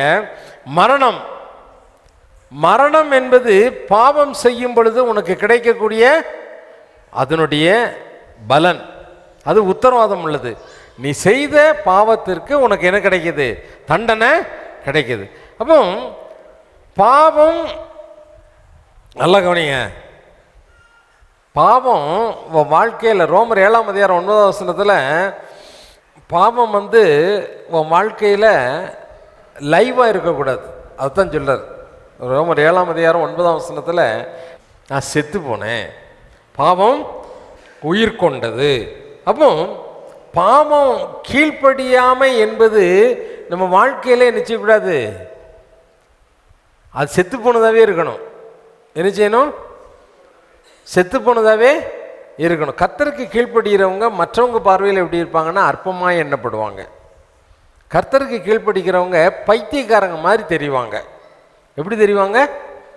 பைத்தியக்காரங்க மாதிரி நினைச்சுவாங்க. இப்போ யோபு வந்து கர்த்தருக்கு கீழ்ப்படுகிற மனிதனாக இருந்தனால மனைவினுடைய பார்வையிலும் சரி, அவனுடைய கனமுள்ள நண்பர்களுடைய பார்வையிலும் சரி எப்படி இருந்தான்? பைத்தியக்காரன் மாதிரி தெரிஞ்சான். எப்படி தெரிஞ்சான்? ஏன்னா பைத்தியக்காரனா நீ, பைத்தியக்காரனா அப்படின்னு சொல்லி நினைச்சுவாங்க. நம்மளை பார்த்தா கேட்பாங்க, நம்மளை பார்த்தா என்ன செய்வாங்க? கேட்பாங்க. புரியுதா உங்களுக்கு? அப்போ மற்றவங்க பார்வையில் நம்ம பைத்தியக்காரர்களாம் என்ன செய்வோம்? ஆண்டவர் என்கிட்டே பம்பாயில் இருக்கும்போது பேசினார், எல்லாத்தையும் விட்டுட்டு போடா காட்டுக்கு, உன் பொண்டாட்டியை கூட்டு அப்படின்னாரு. எங்கள் குடும்பத்தார் பார்வைக்கும், மற்றவர்கள் பார்வைக்கும், மற்ற போதவர்களுடைய பார்வைக்கும், எங்களுடைய தலைமை போதவர் பார்வைக்கும் நாங்கள் எப்படி இருந்தோம்? பைத்தியக்காரங்க மாதிரி தான் இருந்தோம். ஆண்டவர் இப்படிலாம் பேசுவாரா? எல்லாத்தையும் விட்டுட்டு போய் சொல்லுவாரா? இதுவும் ஊழியம் தானே, இந்த ஊழியத்தை விட்டுட்டு போய் சொல்லுவாரா? கர்த்தர் சொல்லுகிற காரியத்தை நாம் செய்யும் பொழுது, கர்த்தருடைய வார்த்தைக்கு கீழ்ப்படியும் பொழுது நம்மை பார்ப்பதற்கு எப்படி இருப்போம்? பைத்தியக்காரங்க மாதிரி தான் இருப்போம். ஆனால் உன்னுடைய சுய புத்தியில் நீ செய்யும் பொழுது பரவாயில்ல, இவனுக்கு கொஞ்சம் மூளை இருக்குது, ஸ்டஃப் இருக்குது, இவன் வந்துடுவான் அப்படின்னு சொல்லி நிச்சயவாங்க உன்னை போற்றி கொண்டு பாராட்டி கொண்டு நிச்சயவாங்க இருப்பாங்க. இன்றைக்கி உனக்கு எது தேவை? பைத்தியக்கார நிலைமைக்கு நீ தாழ்த்தப்படும் பொழுது நீ அதை பற்றி என்ன செய்யக்கூடாது? சோர்வே அடையக்கூடாது. பைத்தியக்காரன்னு சொன்னால் சொல்லிட்டு போகிறாங்க, உன்னை பார்த்து கேவலமாக சொன்னால் கூட சொல்லிட்டு போகிறாங்க. ஆண்டவருடைய வார்த்தைக்கு நீ கீழ்ப்படியணும்னா என்ன செய்யணும்? கீழ்ப்படிஞ்சு தான் ஆகணும். ஆகவே இந்த பாவம் என்பது உனக்குள்ளே என்ன செய்யக்கூடாது? உயிர் கொள்ளக்கூடாது. அது என்ன செய்யக்கூடாது? அது செத்து போனது செத்ததாகவே இருக்கணும். அப்படின்னு அர்த்தம் என்ன? கீழ்ப்படியாமை என்ற அந்த ஒரு வார்த்தை தேவனுக்கு அருவருப்பான காரியம், தேவனுக்கு பிடிக்காத காரியம். கீழ்ப்படியாதவர்களை தேவன் பக்கத்தில் என்ன செய்ய மாட்டார். இத்தனை பேர் இருந்தாலும் நீ கர்த்தருடைய வார்த்தைக்கு, தேவனுடைய ஊழியக்காரனுடைய வார்த்தைக்கு கீழ்ப்படிஞ்சாதான் உன் மேலே ஆண்டவர் நினைச்சுவார், பிரியமாக இருப்பார். அவருடைய வார்த்தைக்கு நீ கீழ்ப்படியலன்னு வச்சுக்கோ, கண்டிப்பாக உன் மேலே நிச்சய மாட்டார், பிரியமாகவே இருக்க மாட்டார். என்றைக்கு கீழ்ப்படியாமை என்ற அந்த பாவம் உயிர் பெற்றதோ என்ன ஆயிடுவ? மரணத்துக்கு மரித்தவனாய் மாறி போவாய். உடனே செத்து போவோன்னு சொல்ல முடியாது. உடனே செத்து போவோன்னு சின்ன சின்னதாக தான் என்ன செய்வோம். இப்போ ஆண்டவர் சொல்லுகிறார், பாவத்தின் சம்பளம் மரணம். சம்பளம்னு தெரியுதுல்ல, வேதனை சம்பளங்கிறது என்னது? பாவத்திற்கு சம்பளம் மரணம். இந்த மரணம் வந்து வேதனையோடு கூடிய மரணம், இழுத்துக்கிட்டே கிடக்கும் ரொம்ப நாள். சில பேர் பார்த்தீங்கன்னா மாதக்கணக்காக இதில் இருப்பாங்க. கோமோ ஸ்டேஜ்னு ஒரு ஸ்டேஜ், தன்னினைவே இழந்து போயிருப்பாங்க. கண்ணு மட்டும் என்ன செய்யும்? இப்படி பார்த்துக்கிட்டு இருக்கோம், இப்படி பார்க்கும். நீ பேசுகிறதெல்லாம் அவங்க என்ன செய்வாங்க? பக்கத்தில் நல்ல நேசித்த பிள்ளைங்க, மனைவி, கூட பிறந்தவங்க, இவங்கெல்லாம் சனியும் போயின்னு தொலைய மாட்டேங்குது, இருந்துக்கிட்டே இருக்குது, இதுக்கு கர்ணக்குள்ளையாவது பண்ணிடலாம். இதெல்லாம் யார் கேட்கணும்? படுத்து கிடக்கவன் அவன் காது வேலை செய்யும், மூளை வேலை செய்யும். மூளையில் செயல்பாடுகள் நின்று போயிருமோலைய, காது கேட்கும், கண்ணு அதெல்லாம் கேட்குதுங்க, நல்லா கேட்குதுங்க, கண்ணெல்லாம் கேட்குதுங்க. ஆனால் பதில் மட்டும் நிச்சயம் இல்லை, சொல்ல முடியலைங்க. மரணத்தில் ஏகப்பட்ட வகையில் இது ஒரு வகை, வேதனைகளை அனுபவிப்பது. அப்போ நீ எப்படி பாவம் செய்கிறாயோ அதற்கு படி இன்க்ரிமெண்ட்லாம் என்ன செய்யும்? இன்க்ரிமெண்ட்டில் ஓவர் டைம்லாம் போட்டு என்ன செய்யும்? வாரக்கூலி மாதக்கூலிலாம் என்ன செய்யும்? வரும். உனக்கு எப்படி வேணும்? நீ எப்படி கீழ்ப்படியாமல் இருக்கிறாயோ அதற்கு தக்கபடி உன்னுடைய வாழ்க்கையில் பாடுகளும் வேதனையும் சேர்ந்து மரணத்தை என்ன செய்யும்? கொண்டு வரும். அதுதான் அங்கே சொல்லியிருக்குது. பாவத்தின் சம்பளம் மரணம். அப்படின்னா அது டெய்லி வேஜஸா, வீக்லி வேஜஸா, மந்த்லி வேஜஸா, டபுள் டியூட்டி வேஜஸா, இதெல்லாம் எதுக்கு வருது? நீ செய்த வேலைக்கு அல்ல, நீ செய்த அநியாயத்திற்கு. நீ எந்த அளவு கீழ்ப்படியாமற் போனாயோ இன்னைக்கு சாதாரணமாக நினச்சிக்கிடுறாங்க. கீழ்ப்படியாமல் போனால் என்ன அப்படின்ட்டு. அப்பா அம்மா சொன்னால் ஒன்றுமே கேட்கறதில்ல, தாய் தகப்பன் சொன்னால் ஒன்றுமே கேட்கறதில்ல. இந்த காலத்தில் இருக்கக்கூடிய பிள்ளைங்க கீழ்ப்படியாமல் என்பது உனக்கு சாதாரணமாக தெரியுது. யார் சொல்கிறது? பெரியவங்க சொன்னால் அந்த வார்த்தையை கீழ்ப்படுகிறது இல்லை. அனுபவம் உள்ளவங்க சொன்னால் அதை என்ன செய்யறதில்ல, ஏற்றுக்கொள்ளுகிறது இல்லை. ஏற்றுக்கொள்ளுகிறது இல்லை. இப்படி நடந்தோன்னா நாசமாக போயிடுவடா. நாங்கள்லாம் நாசமாக போய் தாங்க வந்திருக்கோம். அதனால் எனக்கு தெரியும் நீ போகிற பாதை எங்கே கொண்டு விடுங்கிறது எனக்கு நல்லாவே தெரியும். நல்லாவே தெரியும். எல்லா விதத்துலையும் கெட்டு குட்டிச்சோராகி சீரழிஞ்சு சின்ன பின்னமாகி அதற்குரிய பலன்கள்லாம் அனுபவிச்சுட்டு தான் எங்கே வந்து நிற்கிறேன், இங்கே வந்து நிற்கிறேன். அதே பாதையில் நீ போகிறத நான் பார்க்கும் பொழுது ஐயோ நம்ம பட்ட துன்பத்தை என்ன செய்ய போகிறான், பட போகிறானே. என் வாழ்க்கை ஒன்றுக்கு ஏதோ என் மேலே ஆண்டவர் கிருபை வச்சதுனால இங்கே வந்து நிறுத்திட்டார். கொஞ்சம் கீழ்ப்பிடிதல் இருந்ததுனால எனக்கு இந்த பொசிஷன் நினச்சிட்டாரு கொடுத்த. கடைசி வரைக்கும் நீ கீழ்ப்படியாமல் போனேன்னா யோசித்து பாரு. கடைசி வரைக்கும் நான் கீழ்ப்படியாமல் இருந்திருந்தா இன்றைக்கி பிச்சைக்காரனை விட கேவலமாக என்ன செய்யிருப்பேன், இருந்திருப்பேன். எந்த ஒரு காரியத்திலும் வெற்றியை நான் என்ன செய்ய முடியாது, கண்டு கொண்டு இருக்கவே முடியாது. ஏன்னா என் தாய் தகப்பனுக்கு கீழ்ப்படியலை, ஊழியக்காரனுக்கு கீழ்ப்படியலை, மற்றவர்களுக்கு கீழ்ப்படியலை, எல்லாருக்கும் கீழ்ப்படியாமல் இருந்தனால அநேக பாடுகளை பட்டு மரணம்தான் வழிங்கிற ஒரு சூழ்நிலைக்கு என்ன செய்தேன், தள்ளப்பட்டேன். ட்ரெயினில் போகும்போது நினைப்பேன், எலக்ட்ரிக் ட்ரெயினில் தான் வேலைக்கு போவேன். மாலிய பையனாக இருக்கும்போது நினைப்பேன், நான் நினச்சிருக்கேன், தலையை வெளியே நீட்டி இந்த கம்பத்தில் மண்டையை அடித்து செத்துட்டோன்னா மண்டை சுக்குநூறாக போயிடும், உடனே உயிர் போயிருமே, இப்படி செத்துருவோமா அப்படிலாம் நினச்சிருக்கேன். அந்த அளவு வாழ்க்கையை வெறுத்து வெறுமையான ஒரு சூழ்நிலைக்கு தள்ளப்பட்ட பின்பு தான் தேவன் நினைச்சிதார் அவருடைய பிள்ளையாய் ஒரு உணர்வை கொடுத்து என்னை நினைச்சிதார் கொண்டு வந்து நிறுத்தினார். ஆனால் சவுல் கடைசி வரைக்கும் அவன் என்ன செய்யலை, கீழ்ப்படியவே இல்லை, கீழ்ப்படியவே இல்லை. ஆகவே அவனுடைய மரணம் தேவனால் நிச்சயிக்கப்பட்ட ஒன்று.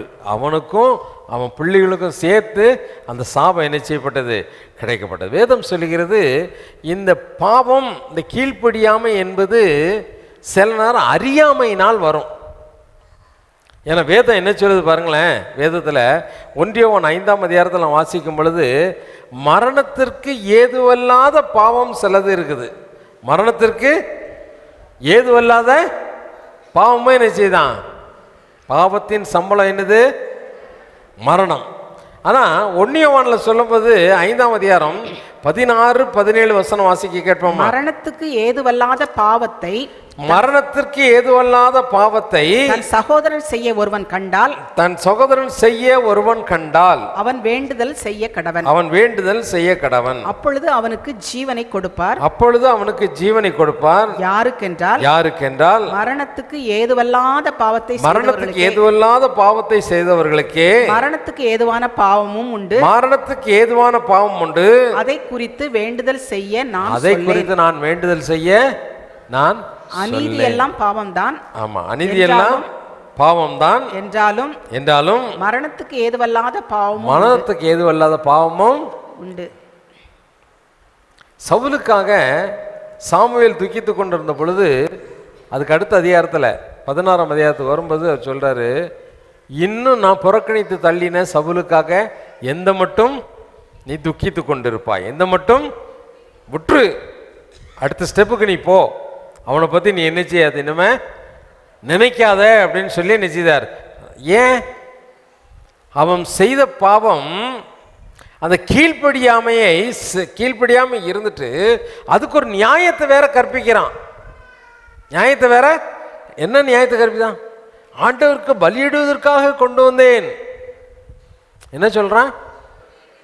கொஞ்ச நாளைக்கு முன்னால், கொஞ்சம் வருஷத்துக்கு முன்னால் நம்ம விசுவாசி ஒருத்தர்கிட்ட பேசிகிட்டு இருக்கும்போது, ஏப்பா ஒழுங்காக கோயிலுக்கு வாங்கப்பா, ஆண்டவர் தேடுங்கப்பா, பரலோகத்துக்கு போகண்டாமா, ஆண்டவர் ஏற்றுக்கொண்டீங்க, ஆனால் பரலோகத்துக்கு போனால் நீ ஆண்டவர் ஒழுங்காக தேடணும். உடனே அவர் என்ன சொன்னார் தெரியுமா? ஏங்க, நாங்கள் சம்பாதிச்சாதான் உங்களுக்கு என்ன கொண்டாந்து போட முடியும், காணிக்கை கொண்டாந்து நான் காணிக்க போட்டால் தான் நீங்கள் நல்லா நெஞ்சு பண்ணி சாப்பிட முடியும். ஆமாம், இவன் கொடுத்தா நான் சாப்பிட போகிறேன், இவன் கொடுத்தா நான் சாப்பிட போகிறேன் அப்படின்னு அவன் நினச்சிக்கிட்டான். காணிக்க போடுறதுக்கு இன்னைக்கு எங்கே போகிறாரு? ஞாயிற்றுக்கிழமை கோயிலுக்கு வராமல் நான் சம்பாதிச்சாதான் கொண்டு காணிக்க நிச்சய முடியும். இதெல்லாம் ஆண்டவர் கேட்கல. இன்றைக்கி அந்த விசுவாசி இல்லைங்க. அது விசுவாசி, ஆமாம், அவன் காணிக்க போடுறதுக்காக சம்பாதிக்கவும் கொஞ்ச நாளில் என்ன செய்வான்? கோயிலை விட்டு போயிடுவான். ஒரு நாள் வருவான், வராமல் இருப்பான், இப்படியே இருப்பான். கடைசியில் என்ன செய்யும்? அது ஆண்டவருக்கு பிரியமில்லாத ஒரு ஆத்மாவை என்ன செய்யும்? போயிடும். ஆத்மாவை என்ன செய்யும்? இன்றைக்கி நிறைய ஒரு வியாக்கியானம் பேசுவாங்க. கீழ்ப்படியாமல் அதற்கு ஒரு நியாயம் கற்பிக்கிறது. சவுலை தான் சொன்னான், நான் ஆண்டவருக்காக கொண்டு வந்தேன், ஆண்டவருக்காக கொண்டு வந்தேன், ஆண்டவருக்காக. எதுக்குப்பா இதெல்லாம் கொண்டு வந்தேன்? ஆண்டவருக்காக கொண்டு வந்தேன், ஆண்டவருக்காக ஆண்டவருக்காகன்னு சொல்லிட்டு ஏமாற்றிக்கிட்டு இருக்குது. இவங்கள ஒரு நாள் என்ன செய்ய முடியாது? என்ன செய்ய முடியாது? திருத்தவே முடியாது. அதுதான் மரணத்துக்கு ஏதுவல்லாத பாவம்னா என்ன?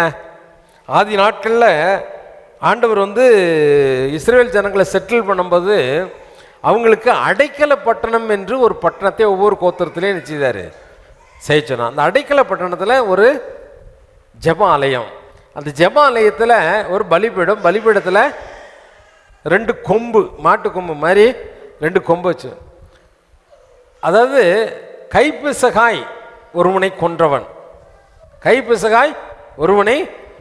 இப்போ ஒரு மலை மேலே 2 பேர் நின்றுக்கிட்டு இருக்காங்க. நின்றுக்கிட்டு இருக்கும்போது ஒருத்தன் தடுமாறுறான்.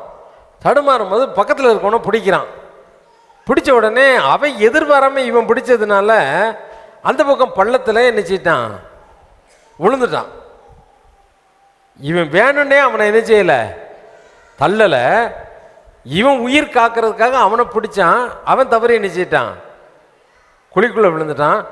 ஐயோன்னு பார்த்தா அவன் என்ன செய்யிட்டான்? கொஞ்ச நேரத்தில் அந்த பாதாளத்தில் விழுந்து அவன் செய்யிட்டான், செத்து போயிட்டான். அதுக்கு பேர் என்ன? கைப்பிசகாய் ஒருவனை. மரத்தில் மாங்காய் பறிக்கணுன்ட்டு கல்லை எரிஞ்சிக்கிட்டு இருக்கான். இப்போ இங்கேருந்து எரிஞ்சால் ரோட்டில் போகிற ஆள் என்ன செய்யாது? தெரியாது. இங்கே எரிஞ்ச உடனே ரோட்டில் போகிற மண்டை மேலே நினச்சிட்டு கல் விழுந்து மண்டை 2ஆக பொழந்துருச்சு. அவனை கொல்லணும்னு கொல்லலை, மாங்காயை பறிக்கிறதுக்காக எரிஞ்ச கல் அவனை நினச்சிட்டு கொண்டுடுச்சு. புரியுதா உங்களுக்கு? அறியாமல் செய்த பாவம், அறியாமல், இது தப்பு என்று தெரியாமல் செய்த சில தவறுகள், தவறு என்று தெரியாமலே செய்த சில தவறுகள். அது என்ன செய்யும்? சில தவறுகள் ஒன்று அப்படியே என்ன செய்யும்? இழுத்துக்கிட்டே போயிடும். தெரியாமல் தான் செய்கிறோம். இது தவறு என்று தெரியாது. சில வயசில் நாம் செய்யக்கூடிய தவறுகள் நம்ம இது தவறுன்னு உணரக்கூடிய சூழ்நிலையே இருக்காது. நம்மளுக்கு இது தப்புனே தெரியாது, தப்புனே தெரியாது. நம்மளே நினச்சி பார்ப்போம், ஏன் கண்ணு இருந்தால் பார்க்க மாட்டோமோ? சிந்திக்கிறதுக்கு ஆண்டவர் திறமை கொடுத்த சிந்திக்க மாட்டோமோ? கையில் செல்ஃபோன் கொடுத்ததே எதுக்காக தான்? நோண்டுறதுக்கு தான் கொடுத்தாரு. ஏன் அதை நோண்டுனா தப்பா? இப்படியே நினச்சி டைம் பாஸுக்காக என்ன செய்கிறது? பார்த்து பார்த்து பார்த்து பார்த்து பார்த்து உள்ளே என்ன செய்யுது? ஆமை கூட போன மாதிரி உள்ளே போய் மாட்டிக்கிறது. உள்ளே போய் என்ன செய்கிறது? அறியாமல் செய்யக்கூடிய சில தவறுகள் செய்துட்டேன். ஆனால் இப்போ ஆண்டவரிடத்தில் திரும்பி என்ன செய்யணும்? வர வேண்டும். திரும்பி என்ன செய்யணும்? வரணும். மரணம் அப்படின்னு சொன்னால் நீ பாவம் செய்கிறதுனால உடனே விழுந்து செத்துற மாட்டேன். அது என்ன சொல்லியிருக்குது? ஆத்துமா, பாவம் செய்கிற ஆத்மா. எசேக்கியேல் நான் சொன்னேன்ல, எசேக்கியேல் தீர்க்கதரிசன புஸ்தகம் 18ஆம் அதிகாரம் 4வது வசனத்தில் சொல்லும்போது பாவம் செய்கிற ஆத்மா என்ன செய்யும்? சாகும். பாவம் செய்கிற ஆத்மா சாகும். ஏன்னா பாவம் என்பது உன்னை வஞ்சித்து ஏமாற்றி உன்னை என்ன செய்யும்? கொன்னுரும். அந்த ரோமரில் சொல்லும்போது 7ஆம் அதிகாரம் 11வது வசனத்தில் அப்படி தான் சொல்கிறார் பவுல் அப்போஸ்தலன். வாசி கேட்போமா? ரோமர் 7ஆம் அதிகாரம் 11வது வசனத்தை வாசி கேட்போமா? 7ஆம் அதிகாரம் 11வது வசனம். பாவமானது கற்பனையினாலே சமயம் பெற்று என்னை வஞ்சித்து அதனாலே என்னை கொன்றது. அதனாலே என்னை வஞ்சித்துன்னா என்ன? பாவம் என்னை ஏமாற்றி நினைச்சிட்டு கொன்றது அப்படின்னா, கொன்றதுன்னா என்ன? மர்டர்ட். ஏமாற்றி, பாவம் நம்மை ஏமாற்றி, நாம் செய்யக்கூடிய கீழ்ப்படியாமைகளுக்கு ஒரு அதுக்கு ஒரு நியாயத்தை கற்பித்து, அது நம்மளை வஞ்சித்து, நம்மளுக்கு ஒரு வஞ்சிக்கிறதுனா என்ன? நம்மளுக்கு ஒரு என்ஜாய்மெண்ட். நம்மளுக்கு வீட்டில் கொடுக்காத ஒரு காரியத்தை வெளியே இருக்கக்கூடிய ஒரு சின்ன பிள்ளைக்கு ஒருத்தர், இப்போ ஒரு நம்ம வீட்டில் இருக்க பிள்ளைக்கு டான்சில்ஸ் அப்படின்னா, இந்த ஐஸ் சாப்பிட்டா தொண்டைக்குள்ளே நிச்சயம் ஒரு கட்டி மாதிரி வந்துடும். இந்த குட்டி நாக்கிட்ட நிச்சயம் டான்சில்ஸ்னு ஒரு கட்டி நிச்சயம், சோறு விழுங்க முடியாது, வலிக்கும், இப்படிலாம் நிறைய பிரச்சனை நிச்சயம் இருக்கும். அந்த பிள்ளைகளுக்கு என்ன சொல்லுவாங்க டாக்டரு? ஐஸ் சாப்பிடக்கூடாது, ஐஸ்கிரீம்லாம் கொடுக்காதீங்க, குளிர்ந்த தண்ணி கொடுக்காதீங்கன்னு சொல்லுவாங்க. சரிதானா? இப்போ இந்த பிள்ளைங்களுக்கு மற்ற பிள்ளைங்க ஐஸ்கிரீம் சாப்பிடும்போது எப்படி இருக்கும்? ஆசையாக இருக்கும். மற்றவங்களாம் இதை அனுபவிக்கிறாங்க, என்னால் அனுபவிக்க முடியலையே. இப்படிப்பட்ட சூழ்நிலையில் அது ஸ்கூலுக்கோ அல்லது எங்கேயோ ஒரு இடத்துல கடை வீதியிலையோ பெற்றோர் இல்லாமல் தனியாக நிற்கக்கூடிய சூழ்நிலையில் யாரோ ஒருவர் வந்து இந்த பிள்ளைக்கு அதில் ஒரு ஏதோ மயக்க மருந்தை கலந்து ஐஸ்கிரீம் கலர் கலராக ஒரு ஐஸ்கிரீமை காட்டி, இந்த பாப்பா சும்மா சாப்பிடு அப்படின்னா அதுக்கு எப்படி இருக்கும்? எப்படி இருக்கும்? ஆசையாக தானே இருக்கும், ஆசையாக தானே இருக்கும். இப்போ நம்ம வீட்டிலே நம்ம பிள்ளைகளுக்கு மாத்திரையோ மருந்தோ கொடுக்கும்போது என்ன செய்வோம்? இந்த இஞ்சி சாறு இது உரைக்கும் குடி அப்படின்னா அது என்ன செய்யும்? உரைக்குமா கொடு அப்படின்னு குடிக்குமா? அந்த இஞ்சி சாரை பக்கத்தில் வச்சுட்டு தேனை கொஞ்சம் வச்சுட்டு, இந்த பாரு இன்னைக்கு தான் அப்படி அது ஏமாந்துடும். அது என்ன செய்யும்? ஆண்டு வாயை திறக்கும், இந்த இஞ்சி சாரை என்ன செய்வாங்க? உள்ளே ஊற்றிட்டு தொண்டையை பிடிச்சிக்கிடுவாங்க, கக்கிடக்கூடாதுன்னுட்டு கண்ணதை பிடிச்சி என்ன செய்யுது? இப்படிலாம் மருந்து ஏமாற்றி கொடுக்கும்ல. வஞ்சிக்கிறது, ஏமாற்றுகிறது என்றால் மற்றவர்கள் உனக்கு போதனை செய்து, this is better, this is for better than this, நீ இப்போ எடுத்திருக்கிற முடிவை விட, நீ எடுத்திருக்கிற டிசிஷனை விட, நீ படிக்க போகிற படிப்பை விட இது அப்படின்னு சொல்லி சொல்லி உன்னை என்ன செய்யுது? ஏமாற்றி, கீழ்ப்படிய முடியாதபடி உன்னை ஏமாற்றி எங்கே கொண்டு சேர்த்துக்கிட்டு இருக்கு? மரணத்துக்கு நேராக கொண்டு செல்லுகிறது, மரணத்துக்கு நேராக கொண்டு செல்லுகிறது. புரியுதா? வஞ்சித்து. பாவம் என்பது, கீழ்ப்படியாமை என்பது சாதாரணமாக வராது, வஞ்சிக்கிறது. ஏவாள் அப்படிதான் வஞ்சித்தது, ஏவாள அப்படிதான் வந்துச்சு. என்ன வந்துச்சது? பார்வைக்கு இன்பமும் புசிப்புக்கு இச்சிக்கப்படத்தக்க விருட்சத்தின் கனியாக இருந்ததுனால பார்க்கறதுக்கு நல்லா இருக்குதே, அந்த பழம் அவளை என்ன செய்யுது? வஞ்சித்தது. இன்றைக்கு கீழ்ப்படியாமை என்பது உன்னை ஏமாற்றி என்ன செய்யும்? கொஞ்சம் கொஞ்சமா பாவத்துக்குள்ள கொண்டு போயிடும், கொண்டு போய் உன்னை என்ன செய்யும்? சேர்த்து விடும். ஆகவே இன்னைக்கு ஆண்டவருடைய சமூகத்துக்கு வருகிற நாம இதனுடைய பாவத்தினுடைய விளைவு என்ன, அதனுடைய சம்பளம் என்ன என்பதை நாம் அறிந்து நாம் என்ன செய்ய வேண்டும்?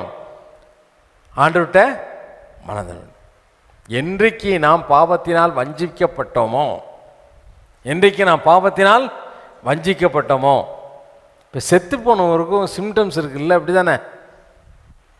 இப்போ பாவம் செய்கிற ஆத்மா சாகும் அப்படின்றது, பாவத்தின் சம்பளம் மரணம் அப்படின்னா, நான் பாவம் செய்தானே இப்படி டம்முன்னு இப்படி விழுந்து செத்துறது இல்லை, இந்த மாம்சம் மரணம் கிடையாது. உள்ள ஒரு உள்ளான மனிதன் இருக்கான்ல, அவன் என்ன செய்வான்? செத்து போயிடுவான். இப்போ உயிரோடு இருக்க நான் விழுந்துட்டேன்னா வந்து என்ன செய்வாங்க? கையை பிடிச்சி பார்ப்பாங்க, நாடி துடி இருப்பாங்க, நெஞ்சில் இருதயம் துடிக்குதான்னு பார்ப்பாங்க. கடைசியாக ஒரு டார்ச் எடுத்து என்ன செய்வாங்க? கண்ணை அடித்து பார்த்து அந்த கருவிழி சுருங்கி விரியுதா, லைட் அடித்தா அப்படின்னு என்ன செய்வாங்க? அது விரியலை அப்படின்னா முடிஞ்சு போச்சு. ஐயா என்ன செய்யிட்டாரு? பாஸ்டரு செத்து போயிட்டாரு அப்படின்னு என்ன செய்வாங்க? தூக்கி கொண்டு எங்கே போட்டுருவாங்க?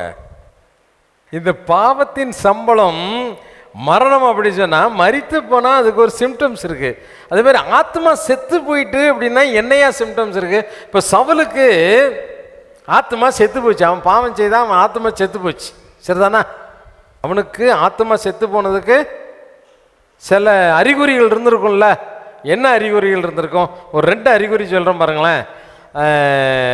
1 சாமுவேல் 16ஆம் அதிகாரம் 14-15 வசனத்தை வாசி கேட்போமா?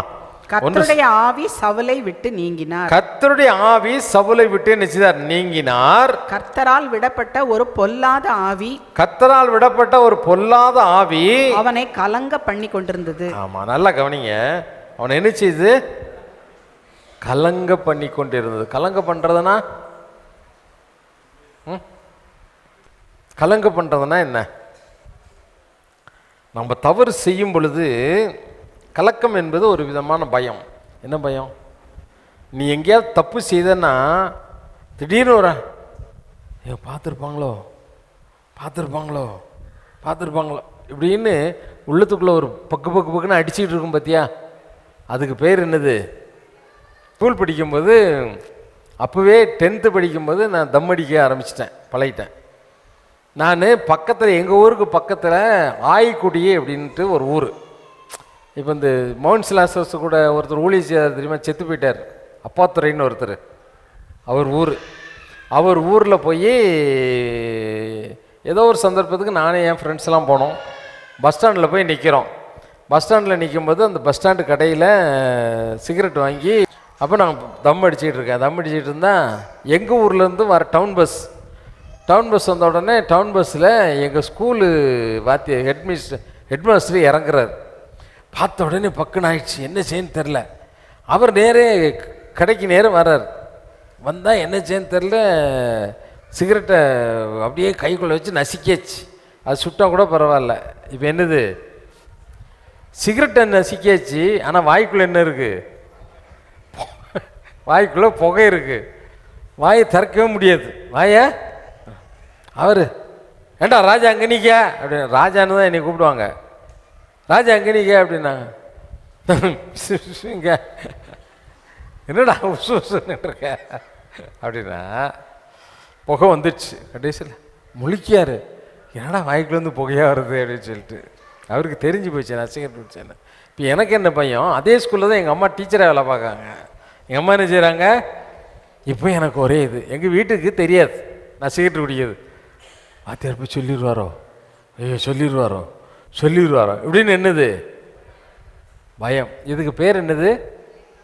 கலக்கம். இதுக்கு பேர் என்ன? நான் லெட்டர் கொடுத்ததை பார்த்துருப்பாங்களோ, நான் கண்ணடிச்சதை பார்த்துருப்பாங்களோ, நான் பார்த்ததை பார்த்துருப்பாங்களோ இப்படின்னா உள்ளதுக்குள்ளே என்ன வரும்? நான் அதை எடுத்ததை பார்த்துருப்பாங்களோ, இங்கே திருடுனதை பார்த்துருப்பாங்களோ அப்படின்னா எல்லாவற்றை குறித்தும் உன்னுடைய சிந்தனைகளை குறித்தும் உனக்குள்ளே என்ன வருது? அசுத்த ஆவியின் செயல்பாடு உனக்குள் செயல்பட ஆரம்பித்ததுனால இப்போ உனக்குள்ள என்ன வந்திருக்குது? உன்னையும் அறியாத ஒரு கலக்கம். உன்னையும் அறியாத ஒரு கலக்கம் உனக்குள்ள நினைச்சிருக்குது, வந்திருக்கிறது. கலக்கம். இது எதனால வந்தது? எதனால வந்துச்சு? இது பாவம் செய்த, தேவனுடைய வார்த்தைக்கு கீழ்ப்படியல, பெரியவங்க வார்த்தையை மதிக்கல, வேதத்தின் வசனத்துக்கு கீழ்ப்படியல. அதனால உனக்குள்ள என்ன வந்துருச்சு? இப்போ தேவனால் விடப்பட்டன்னா அவர் நிறைய வச்சுக்கிட்டு நீ அங்கே போய் இங்கே போன்னுட்டு பிரித்து அனுப்பிட்டு மாட்டாது. அனுமதித்த, தேவனால் விடப்பட்டன்னா ஆண்டவர் ஏவல் வைக்கிற ஆள் இல்லை. தேவன் அனுமதித்த. பிசாசுகள் காத்துக்கிட்டே இருக்கு, சரி இனிமே பிடிச்சிக்க போ, எக்கேடு கெட்டு போட்டோம். ஆட்டம் ஆடுனா அவங்கள என்ன செய்ய முடியாது, கண்ட்ரோல் பண்ணவே, அவங்கள யாராலே என்ன செய்ய முடியாது, கண்ட்ரோல் பண்ணவே முடியாது. இன்னைக்கு நிறைய வீடுகளுக்கு போகும்போது வாலிய பிள்ளைகளை அவங்கள சொன்னோன்னா என்ன செய்ய முடியல. இப்போ எனக்கு வயசானதுனால இப்போ டென்ஷன் தான் நிறைய ஆகும். அதனால் இவங்க எபியும் டைட்டஸையும் அனுப்பிடுறது. அவங்க போய் சாஃப்டாக அமைதியாக மண்டை தடவி அறிவு சொல்லுவாங்க. நம்ம ஏமாற்றி வஞ்சித்து என்ன செய்யும், நம்ம ஆத்மாவை சாடி. அதனுடைய சிம்டம்ஸே, முதல் சிம்டம்ஸ் என்ன? ஆத்மா செத்து போச்சு அப்படின்னு சொன்னால் கலக்கம். எதை குறித்தும் ஒரு பயம். இப்படி ஆயிருமோ, அப்படி நடந்துருமோ, இது இப்படி ஆயிருமோ இப்படின்னு பய உணர்வு வந்துக்கிட்டே இருக்கும். பய உணர்வு என்ன செய்யும்? கலங்க பண்ணி கொண்டிருந்தது சவுலை, கலங்க பண்ணி கொண்டிருந்தது. ரெண்டாவது அவனுக்கு வந்து என்ன? வெறித்தனம். என்ன வந்தது? அந்த அசுத்தாவின் செயல்பாடு எப்படி மாறிச்சது? வெறித்தனமாய் மாறியது. கர்த்தருக்கு பிரியமானவர்களை வெறுத்தான். தாவீதை சொவரோடு உருவ குத்துறணுன்ட்டு ஈட்டியை தூக்கி என்ன செய்தான்? எரிஞ்சான். அதுக்கு பேர் என்ன? வெறித்தனம். உண்டு இல்லைன்னு ஆக்குறேன், இவ்வளவு நீ பண்ணிட்டாங்களா? அவங்களுக்கு பழி வாங்கும் ஒரு தன்மை, பழி வாங்கும் அன்பற்ற ஒரு வாழ்க்கை, அன்பற்ற ஒரு வாழ்க்கை. உனக்கு விரோதமாய் செய்தவர்களை மன்னிக்க முடியாத ஒரு சுபாவம். தேவனுடைய அன்பு சுத்தமாக உன்னை விட்டு என்ன செய்யும்? அகன்று போகும். அதுக்கு தான் ஆண்டு சொன்னார், நீ பாவம் செய்தாலும் உணர்வு உனக்குள் இருக்குமானால் நீ இன்னும் என்ன செய்யலை? என்ன செய்யலை? மயங்கி விழுந்துட்டேன். மயங்கி விழுந்தா என் காலில் ஊசி வச்சு குத்துனா எனக்கு என்ன செய்யும்? தெரியும். கன்னத்தில் பலார்னு அடித்தா என்ன செய்யும்? மயங்கி விழுந்திருக்கவங்கள தட்டுவாங்கல்ல, உணர்வு இருக்கும் இல்லையா? இப்போ உணர்வு, இப்போ நமக்குள்ள தவறு செய்யும் பொழுது ஐயோ நம்ம தப்பு செய்கிறோம் அப்படிங்கிற தேவனுக்கு கீழ்ப்படியலை என்று ஒரு உணர்வு என்ன செய்யணும்? உனக்கு என்ன செய்யணும்? பாவம் செய்ய. இந்த உலகத்தில் வேதம் என்ன சொல்லுகிறது? எல்லாரும் பாவம் செய்து ஏகமாக நம்ம நினைச்சிட்டோம். பாவம் செய்யாத மனிதன். இப்போ வசனத்தை தான் கேட்குறேன், ஒருத்தனுமே கிடையாது. நானும் பாவிதான், நீயும் பாவிதான், எல்லாருமே என்ன செய்திருக்கிறோம்? பாவம் செய்திருக்கிறோம். ஆனால் இன்றைக்கு வரைக்கும் நம்ம ஜீவனோடு இருக்கிறதுக்கு ஒரே ஒரு காரணம் என்ன தெரியுமா? அன்றைக்கு சவுல் பாவம் செய்தான், சவுலுக்கு என்ன இல்லை? மீட்பே இல்லை. ஆனால் அதே இடத்துல தான் தாவீது ராஜாவானான். தாவீது பாவம் செய்யாமல் இருந்தாரா? சவுலை விட கிரிமினல் பாவம்லாம் செய்தார். சாதாரண பாவமாக செய்தார். ஒருத்தன் பொண்டாட்டி எடுத்துக்கிட்டு வஞ்சகமாக அவனை நினைச்சிட்டாரு. சண்டை நடக்கிற இடத்துல முன்னால் நிறுத்தி வஞ்சகமாக கொலை செய்து சாதாரண மரணம் போல நாடகம்லாம் ஆடினார். நாத்தான்கிற ஒரு தீர்க்கதரிசி வந்து சொன்னார், பண்ணிட்டியப்பா. மனங்கசந்தான், அழுதான், உணர்வு வந்துச்சு. நான் பாவம் செய்தேன், நான் தப்பு பண்ணிட்டேன், என் இச்சையினால் என்ன செய்தேன்? தவறு செய்தேன் என்று உணர்ந்தான். பாருங்க, அப்போஸ்தலர் நடபடிகளில் தாவீதை குறித்து சொல்லும்போது ஆண்டவர் என்ன சொல்லுகிறார்? 13ஆம் அதிகாரம் 22ஆம் வசனத்தை வாசி கேட்போமா? அப்போஸ்தலர் 13ஆம் அதிகாரம் 22வது வசனம். அப்போஸ்தலர் 13:22. பின்பு அவர் அவனை தள்ளி தாவீதை அவர்களுக்கு ராஜாவாக ஏற்படுத்தி ஈசாயின் குமாரனாகிய தாவீதை என் இருதயத்துக்கு ஏற்றவனாக கண்டேன். எனக்கு சித்தமானவைகளை எல்லாம் அவன் செய்வான் என்று அவனை குறித்து சாட்சியும் கொடுத்தார். அல்லேலூயா. தாவீதை புகழ்ந்து தள்ளுறாரு. தாவீதை எனக்கு பிரியமான புருஷன்னு சொல்கிறாரு. பாவம் செய்யலையா அவர்? அவன் ஆத்மா சாகலையா? ஏன் சாகலை? அவனுக்குள்ளே என்ன இருந்தது? 2 தடவை தவறு செய்தான். ஒன்று பத்சேபால் மூலமாக செய்த தவறு, அப்பொழுதும் உணர்வடைந்தான். 2வது பெருமைக்காக தன்னுடைய ஜனங்களை என்ன செய்தான்? எண்ணிய பொழுதும் அவன் என்ன செய்தான்? அழுதான். ஐயோ நான் தானே பாவம் செய்தேன், நான் தானே இந்த ஆடுகள் என்ன செய்தது அப்படின்னு சொல்லி ஆண்டவருடைய சமூகத்தில் போய் கதறினான், கண்ணீர் வடித்தான். ஆண்டவரே மனம் இறங்குன்னு கெஞ்சினான். அருமையான தேவனுடைய பிள்ளையே, உணர்வு என்பது நமக்கு அவசியம். உணர்வு இல்லாமல் இருந்தேன்னு வச்சுக்கோ, நீ செய்கிற தவறே இல்லை அப்படின்னு நினச்சிக்கிட்டு இருந்தேன்னு வச்சுக்கோ, உனக்கு மனம் திரும்புறதுக்கு என்ன கிடையாது? சான்ஸே கிடையாது. மரணம்தான் முடிவு. சவுளுடைய வாழ்க்கையில் அப்படி தான் நடந்துச்சு. ஆண்டவர் சொன்னார், எந்த பாவமும் மன்னிக்கப்படும், ஆனால் பரிசுத்தாவிக்கு விரோதமாக செய்கிற தூஷணம் என்ன செய்யாது? மன்னிக்கவே. ஆமாம், ஆவியான தேவன் உன்னை பார்த்து கொண்டிருக்கிறார். அவர் உணர்த்தும் பொழுது நீ உணர்ந்து நீ என்ன செய்யணும்? கீழ்ப்படியணும். தப்பு செய்யிட்டேன்ப்பா, தவறு செய்யாதவங்கள மரணம் வரைக்கும் சோதனைகள் வரத்தான் செய்யும். சோதனை உன்னை கீழே தள்ளத்தான் பார்க்கும். ஆனால் அடுத்த நிமிஷம் நீ என்ன செய்யணும்? உணர்வடைந்து மனம் திரும்பணும். என்ன செய்யணும்? செய்த தவறை உணர்ந்து, யாருக்கு விரோதமாய் தவறு செய்தாயோ அவர்களிடத்துல நீ ஒப்புரவாகி, சாரி நான் தப்பு பண்ணிட்டேன், நான் இந்த காரியத்தை இப்படி செய்யக்கூடாது அப்படின்னு சொல்லி நீ அவங்களிடத்துல ஒப்புரவானால் ஆண்டவர் உனக்கு சான்ஸ் கொடுப்பார். இல்லை, உன்னுடைய வாழ்க்கை எப்படி முடிஞ்சு போகும்?